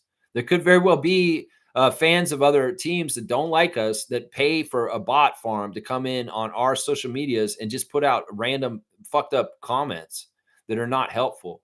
You can go look at the NBA highlights on the NBA.com YouTube channel and look at those comments and see which ones seem like real people and which ones kind of seem like just manufactured Russian troll bot propaganda bullshit. Because there's a lot of this shit in this world right now. There's a lot of comments on the computer that are not from real people. They're just generated from weird sources. And the algorithm could be, mess with the Raptors, diss Scotty Barnes as much as possible. That's what they're putting in for the input. And then these bots, and these people don't even need to be paying attention, will come in automatically to places and they'll just say something. I mean, I posted this video, the last episode of the Kensington Variety VIP Club on October the 1st, and it was me voting for Joe Biden in 2020. I took my vote to the Dragon City Mall in Chinatown on Spadina and Dundas and voted for Joe Biden, and I filmed it. And the title of my clip was Joe Biden, and a bot, inevitably a Russian bot came in and made some comment on my stream, which was obviously from a Russian bot, just because it was flagged with the name Joe Biden on it and just want to put propaganda out against anybody who supported Joe Biden. So understand, we live in this world at this point, and a lot of these comments, Fiercey, are from automated bots in some cases, just so you know. Randolph saying, Lex and fellow Raptor freaks, preseason games like this are to help determine who makes the team and implementing new and different things. That's right. It's not necessarily about winning. It's about getting a look at different players and getting started. And in some ways, we needed to start to see the starters, and we got to see that last night. It is a little bit shaky at the beginning, but I feel like there's so much promise with the talent in our starting five. I really do. Trevor's saying the race is not how fast you start, it's where you finish. Exactly. Tortoise and the hare. That's that classic nursery rhyme. That'll tell you everything you need to know in that one. Nursery rhymes really are good things for life. Like The Emperor's New Clothes. That's a really important fairy tale to read these days. The Emperor's New Clothes. That will tell you everything you need to know about Donald Trump. Right there. All right, let's keep going.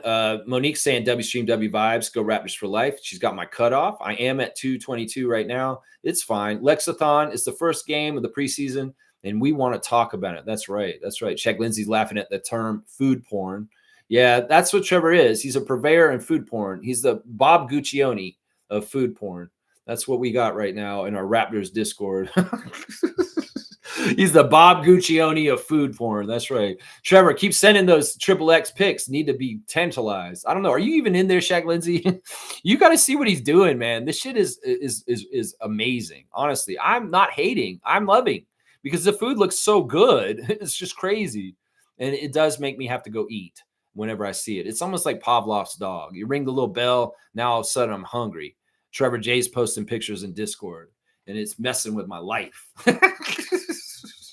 Kaloy said, so excited on what's to come for the team. Getting Ingram was the hardest part. Now let it everything fall into place. No, the hardest part was Scotty, and it still is. Masai was right. He said the hardest part of our build, and he said this after we drafted him, is getting Scotty, is getting this player at the 4th pick and getting this kind of amazing, selfless team player talent on our team. He's a team player. Once again, guys, he's a special leader. He really cares. He's all out. He's trying to do anything he can to help the Raptors win. And that's sacrificing his own game for it too. And I wish Raptors fans would see that's the truth of what Scotty Barnes is. And no, Ingram, in some ways, there are other players in the league that are like Ingram that we could get to our team. But there's nobody like Scotty. And that's the thing that Raptors fans need to really realize. If, God forbid, Barnes goes to another team and he gets blown up somewhere else and everybody sees just what he is more correctly because he's on a U.S. team, you guys are going to be so pissed off. So we need to covet and protect Scotty being on this team. I'm telling you right now, it will be on a whole other level different than OG in New York or Pascal in Indiana. It will be on a whole other level. And we do not want that outcome in any kind of way. So stop pushing towards it. Any Raptors fans and Raptors Nation, you're not real ones because this is our franchise player. And the great Masai designated him that, and he is still that under Bobby Webster. So we'll see. I don't know better than Bobby Webster. If Bobby Webster does something with Scotty Barnes at some point, that's on him. He's the head of basketball operations, and none of y'all at home are. So don't even start trying to pull apart our team with your bullshit online. Seriously. That's right. Love you, Trevor. Gail says hello. There you go. Shaq Lindsay, his wife, is a former client of the platform artist Trevor J. And he's a legend in Toronto for cutting hair.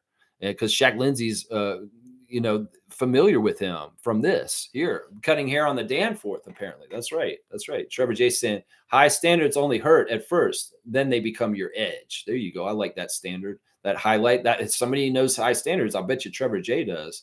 That's right. He's talking about his food and his hair cutting. That's right.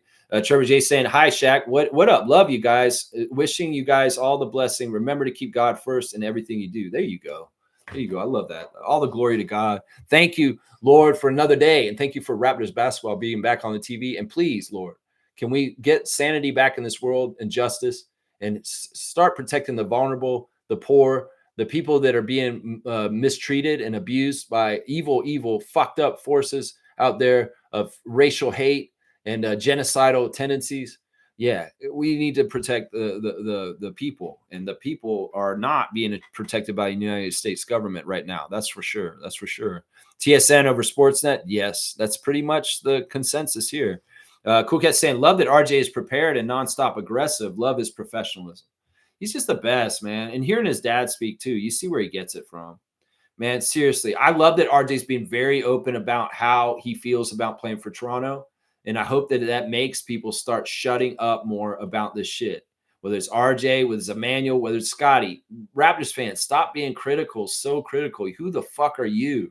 Do you want me to come down to your job and fucking point out every bad day you have down there for doing shitty work?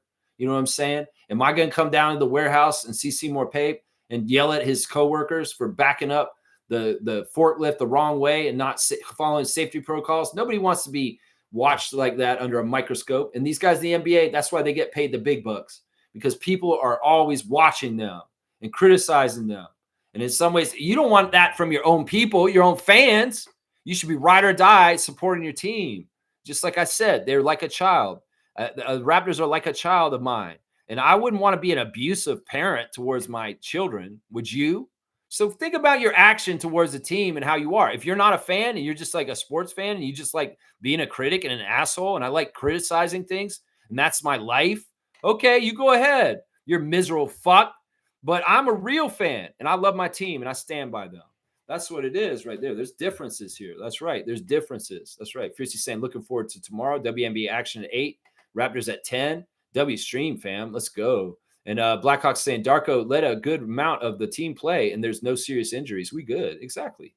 Exactly right there. Let me see. What else do we have on the stream? We got to go ahead and go into the different segments here real quick. We did the stars of the game. Let's do the straight goods on Canadian goods, guys. If you're out west in Canada, you can buy gas at Mohawk Oil. Mohawk Oil was an old company that got bought up by Husky Energy, and they are still under a Canadian ownership. So if you want to buy Canadian gas and you're out west, like in Vancouver or Calgary, you can go buy gas from Mohawk Oil, and you will be supporting Canadian industry. So that's what I highly support that. Yeah, they were a chain out there. They have about 500 locations out in the West, I think, or no, 300 locations. So yeah, if you know a Mohawk oil and you're out west, buy Mohawk oil. That's right. There you go. Let's see. I did that. Let's do the Raptors. We'll do the Instagram stories. Shea Gilgeous-Alexander is by a lake, and he's wearing a nice brown green jacket, and he's putting them on blast. Canada Goose. So he's doing an advertisement for the Canada Goose company. That's straight goods on Canadian goods, right? Canada Goose. That's a Canadian company, right? Right. Toronto Tempo. Let's see what they got going on in their stories. What is that? It's a whiteboard. I don't know. It's a screen. It's a watching party for WNBA finals. Okay. There's Matt Devlin checking into Van City game day, getting hyped. Those guys were really hyped the way they were calling the game yesterday. I love the enthusiasm that Jack and Matt bring at the beginning of the season, because it's like, yeah, we're just as excited to be back just like you guys are. Oh yeah. And your enthusiasm and your call is really appreciated, guys. That's right. We back, baby. Let's go. TSN broadcast. Let's go. There's a steal and a run back. And there's that pass from Scotty to RJ between the two Nuggets players. That's a fantastic play. There's RJ Barrett with a jam in the game last night, the left-handed jam. Here's Oshai Abaji. He's in Sharp Magazine. He's wearing a trench coat, and he's also showing off his fit coming in the game yesterday. Grady's showing off his fit, his casual fit going in the game yesterday, T-shirt and shorts. And there he is warming up, shooting some shots before the game in Vancouver last night. Jonathan Mobo putting Colin Murray Boyles on blast on his Instagram. Also a picture of him with Jacoby getting guarded and him coming into the game last night. And there he is after the big dunk, that alley-oop from RJ. That was a fantastic play. And Jonathan, good job being aggressive and going strong to the hoop. Last year at this time as a rookie, you may have been a little sheepish and trying to lay up the ball, but no, you're coming at the rim, attacking it with dunks. And that's what we need you to do, because if you go up there soft, you're not going to make the shot. And you learned that from last year. And that is progress from year one to year two right there. Yeah, Mobo, RJ to Mobo. It's a fantastic pass. I love that little floater pass that RJ does in the break to his teammates in a fast break. It's a really cool pass. It's like he just like kind of floats it up, and it's over somebody's head usually. Oh, it's so good. And that shows that RJ is a good passer right there. That's not an easy pass to make in transition. After the game, Sandro Mamu and Jamison Battle were hanging out with the Whitecaps' Thomas Mueller, and they were talking about the international connection with Thomas and the Raptors. Of course, he plays for Vancouver Whitecaps as a soccer player, and Mamu's got the picture of them too. I think he was really excited to meet Thomas Mueller as a soccer fan. I think Jamison's a big fan too. Norman Powell understand the grind, and he's on the Heat this year. It's going to be interesting. We'll see how that goes. Gary Trent Jr. warming up with the Milwaukee Bucks for their season. They're going to be a bad team this year. I'm going to call it right now. They're going to be very bad. They did beat the Heat, though, in their little matchup between Miami and Milwaukee, 103-93.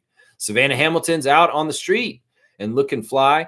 This week's episode of Cinderella Stories is unhinged in the best possible way. So check out her and Ashley Docking talking on the screen. They're very proud of getting a lot of views already in their first 3 months of their podcast. 12,000 views. Let's go, Cinderella Stories. That's right. Eric Smith's taking a picture of a seagull on the coast of British Columbia.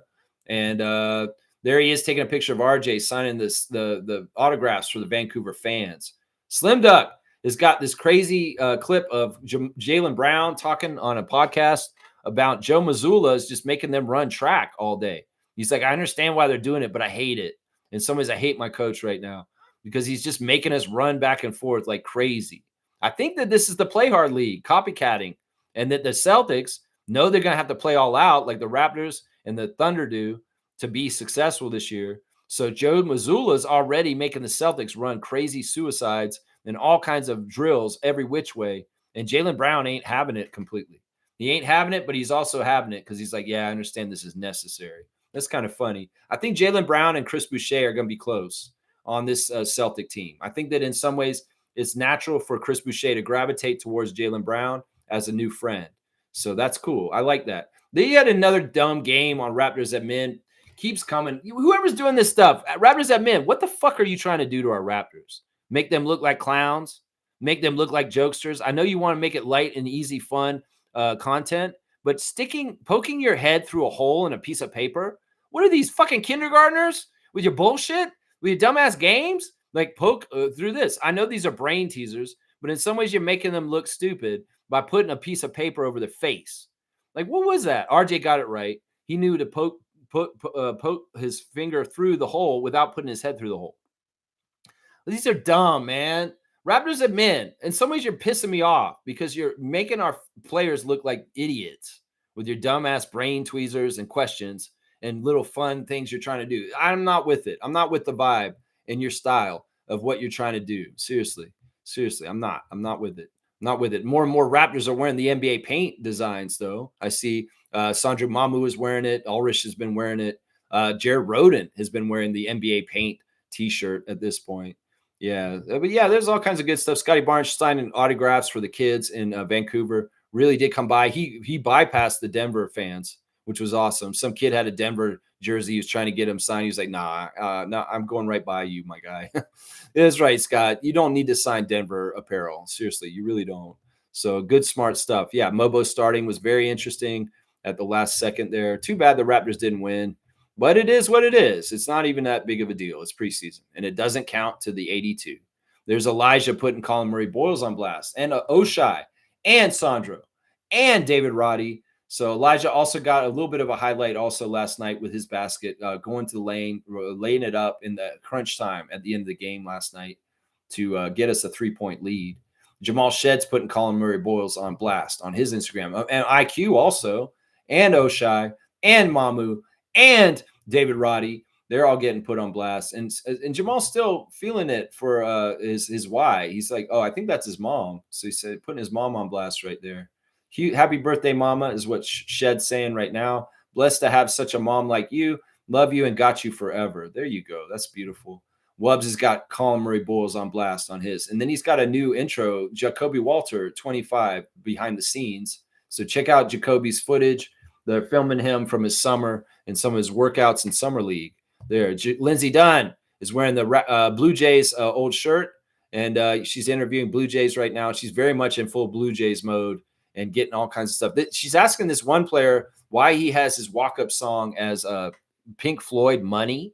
And he's saying, I like the cash register sound. Cha-ching, cha-ching. And it's like, doom, doom, doom, doom, doom, doom, doom, doom, doom, doom, doom, doom, doom, doom, doom, doom. And one of the Blue Jays actually has the Bills fight song as his walk-up music because he's from Buffalo and he's a huge Bills fan. So the Bills MLSE bonds are very strong. This is part of the reason why the Bills fans are rooting for the Blue Jays is because of Clement being a Buffalo guy. And yeah. So there's ties between the Bills and the Blue Jays are very strong right now. Suck it, Yankees. And lose tonight. That's right. Lose tonight. That's right. There's why not Lloyd taking a selfie in the mirror. Lloyd, how are you doing, man? Nice baggy shorts. And there's Colin Murray Boyles is putting more of his teammates on blast, just like everybody else. He sees Oshai. He sees himself. He's got Emmanuel. He's got Sandro Mamu, and he's even got his basket with the reverse on there. And there's a picture of Grady too that he posted there. Let's see. James Wade is a part of the Giants of Africa coaching staff that was just announced recently, and he's putting all of them on blast. There's Jama. There's Brittany Donaldson. There's a lot of different people on these coaching staff. Justin Cerise, Mary's Andrade. There's Arslan, Monique's friend. He's in the Giants of Africa coaching staff. So, yeah, it's interesting to see all the different people that are involved. Eric Curry, also Raptors coach Eric Curry, and James Wade is also involved too. Giants Africa staff from Masai Ujiri. The Raptor is at English Bay walking around. And AJ Lawson's got a cool picture of him and CMB on his Instagram stories. Wow, it took a while to get through them. It is kind of because there was a lot of games. There was a game last night and stuff going on. That's right. Let's see what y'all said in the chat real quick here. Let's see. Okay,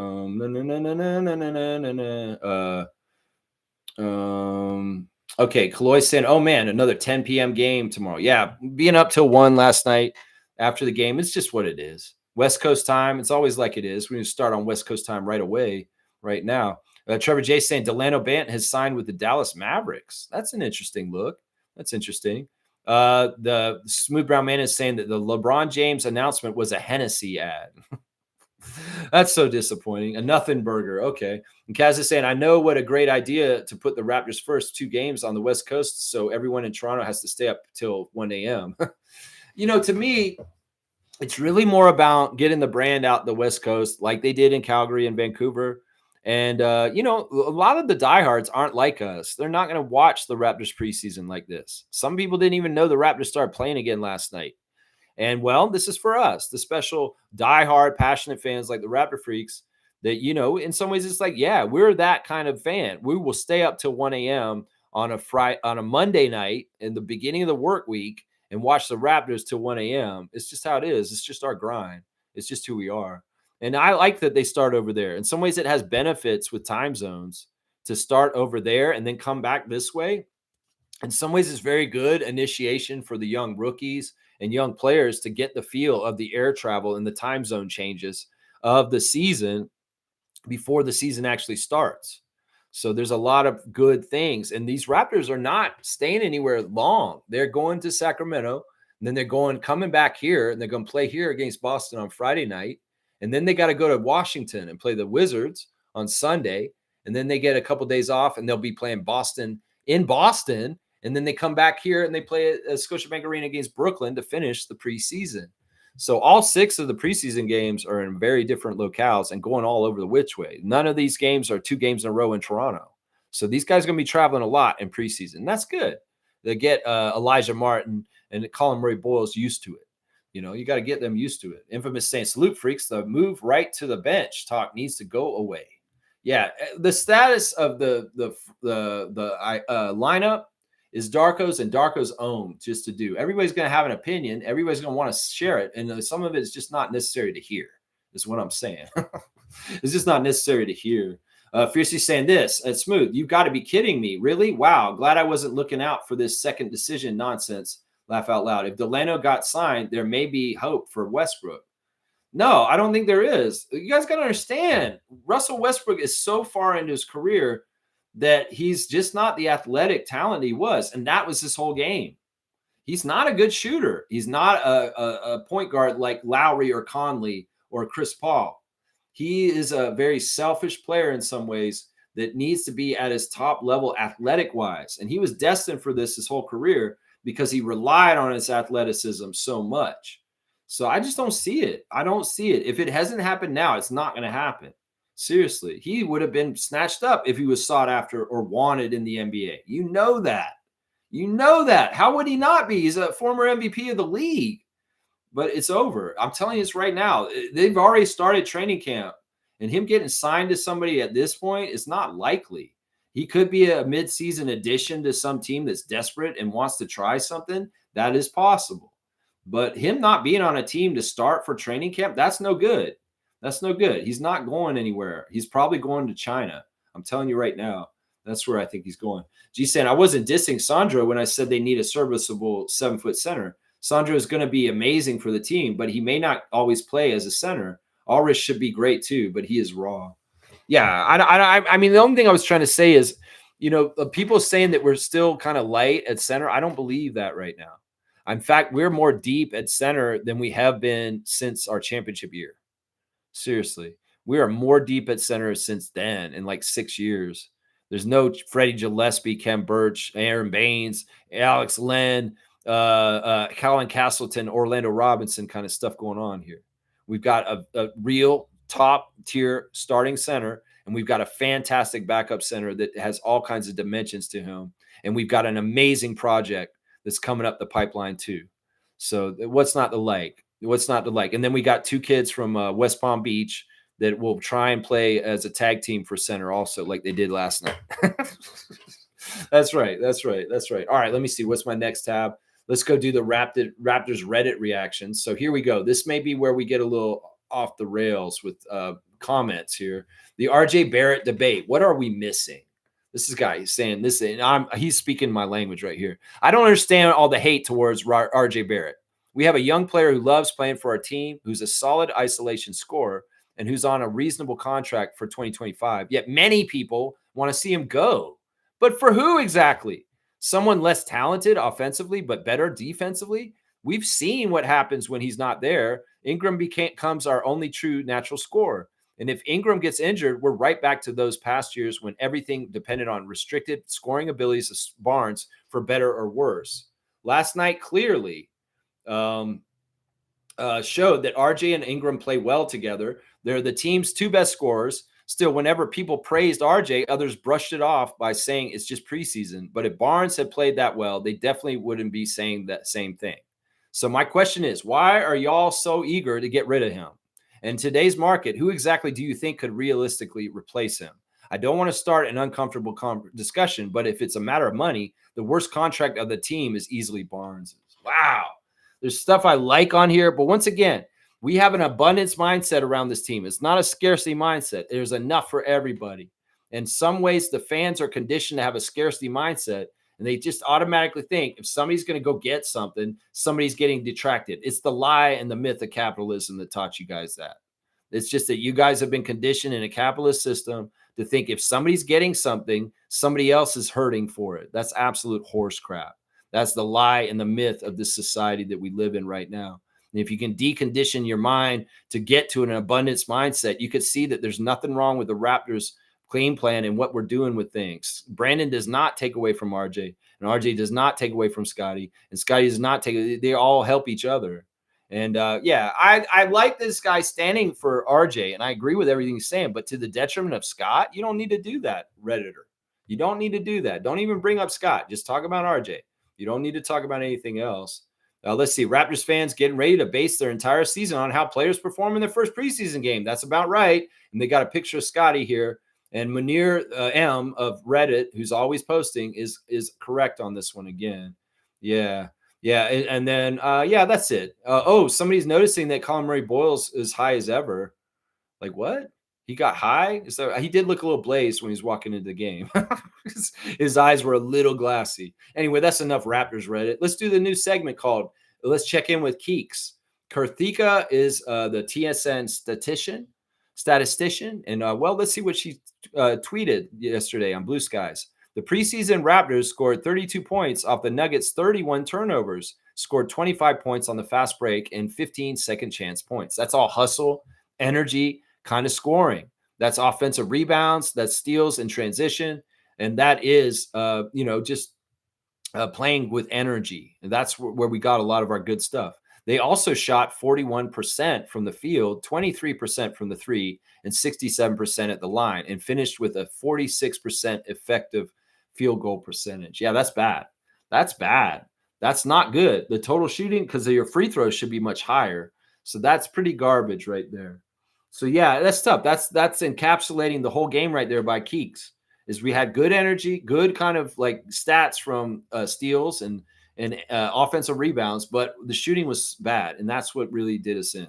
Really did us in there. Yeah, Josh Lewinberg's a great follow on Blue Skies. He's got a ton of tweets from last night's game going on during the game. All right, let's see what else we got going on. Let's do the classic card, I guess, is where we're at in the chat at this point.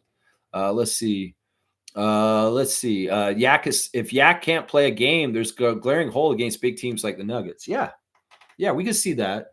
Although I would say this, if they had started Sandro in the place of Jakob instead of Jonathan, and Sandro was guarding Jokic from the start of the game, Scotty would have been freed up more to be more offensive. I would say that. Jonathan in some ways cannot guard Jokic correctly, and they have to both guard him. And that's the problem. In some ways, Scotty will try and guard Jokic straight up by himself, but Jonathan's still hedging to help. But if Jonathan's guarding Jokic, Scotty really has to hedge and kind of half guard Jokic with Jonathan. So I'd like to just get one guy who could just kind of hold Jokic by himself. And Scotty was trying to do that by himself for the beginning of the game.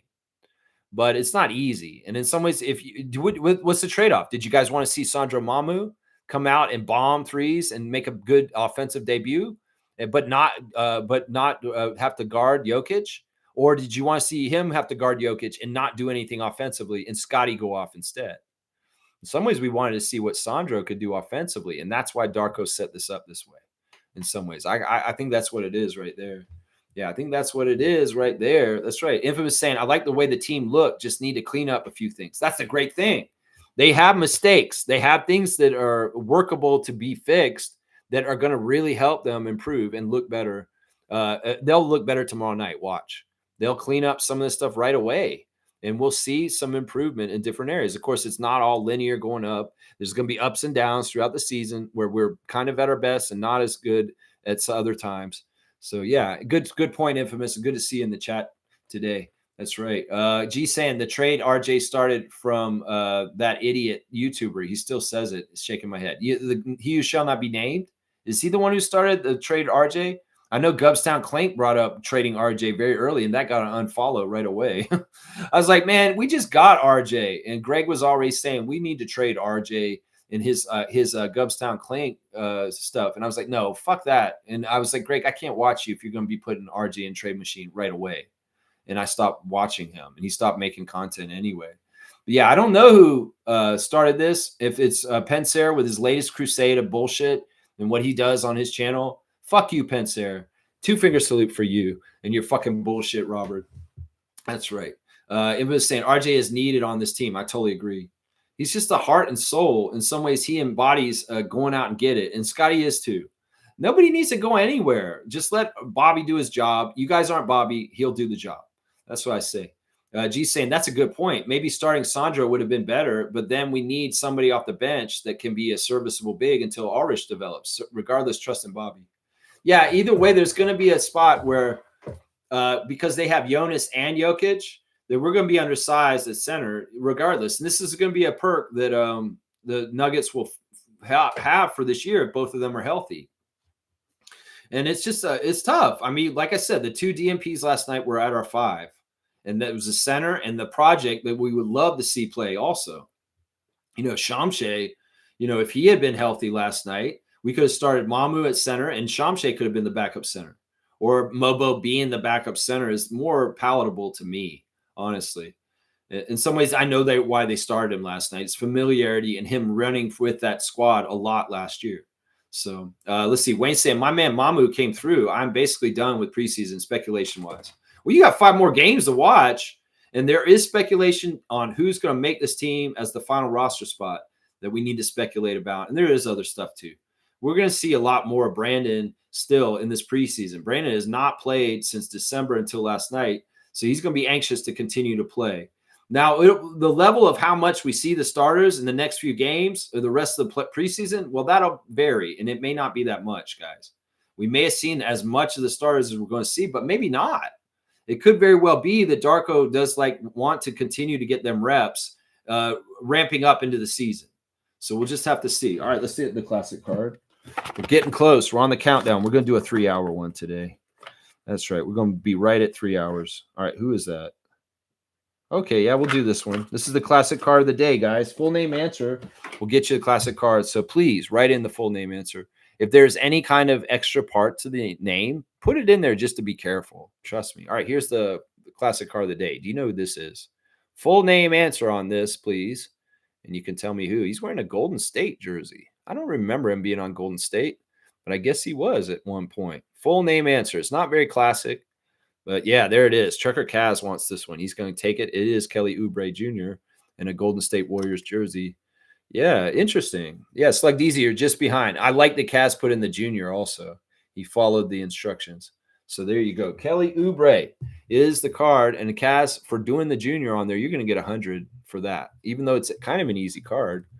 But yeah, Kelly Oubre Jr., and it's Trucker Kaz getting the classic card today. 100 points to Trucker Kaz on his Raptor Freak trivia score. No Raptor Freak trivia today, of course, because we're reacting. And, well, it's been fun, man. Wayne saying speculation regarding the reserve center, not the final roster. Okay, I got you. You specified. All right, y'all. Well, the Raptors lost the Nuggets. The Nuggets are a solid team, and I expect good things from them this year in the Western Conference. And I can't hate on them. I mean, listen, they came out and played solid. It's not like both these teams played bad. This was a very high-level game. It's a very physical game for a preseason game. And the crowd in Vancouver got entertained really well from this game. They got a real NBA game, and they got to see top-level talent playing it. So what you can't hate on that. And seriously, these were both teams playing at a very high level for being in just the first preseason game for the Raptors and the second one for the Nuggets. So they were already going, and it showed with the intensity and just how much people were running around. You think Nikola wanted to run around that much so far in the season? No. The Raptors make them run around, and in some ways, Denver was like, "Yeah, we're gonna have to run around more." And Nikola, you're gonna have to get that spare tire off you and stop looking so Fred Flintstone. Seriously, because he did. He looked out of shape, and he's not as skinny or light as he usually is. He's got to work into his game shape for the season. You can tell with Nikola. So yeah, congratulations, Christian Brune, for a very stellar, perfect game. You were the best player on the court last night. But I appreciate our Raptors and their effort. My 5 stars of the game were RJ Barrett, Sandro Mamu, Brandon Ingram, Jamal Shed, and Oshai Baji. We'll be back tomorrow for the Raptor Freak preview of Toronto Raptors at Sacramento Kings. Tomorrow, I'll have the latest lineup news. I'll have the ref report, and I'll have the keys to the path to the victory to get to the win. So please come back tomorrow and join the channel again. Raptors champs, come on back. If you're a real one for the Raptors and you can take a little criticism, if you're going to criticize the team, well, I might criticize you, is what I'm going to say. And yeah, that you just it's fair. You know, you want to be critical of Scotty. Well, can I come to your job and criticize you? That's right. Oh, you didn't staple that paper right. You should have placed the staple more in the corner in this way. Yeah, I'm a nitpick you on what you do at your job. Yeah, you took a 5-minute longer bathroom break than you're supposed to. Yeah, my name is Amazon. That's right. Yeah, I'm nitpicking you at your job. Yeah, you didn't really make that McDonald's very good. I'm nitpicking you at your job. That's right. Everybody nitpicks Scott. Everybody nitpicks Emmanuel and RJ. Well, I'm nitpicking you at your job now. I'm going to heckle you just like a person at a comedy show. I'm going to come into your work and sit in the corner and talk about what you're doing wrong all day long. Yeah, let's see if you like that. All right, let's go Blue Jays and kick the Yankees' ass out of the MLB postseason tonight. Let's go Raptors. I will see you in Sacramento tomorrow night. Dennis and DeMar, let's go Raptors. Let's go.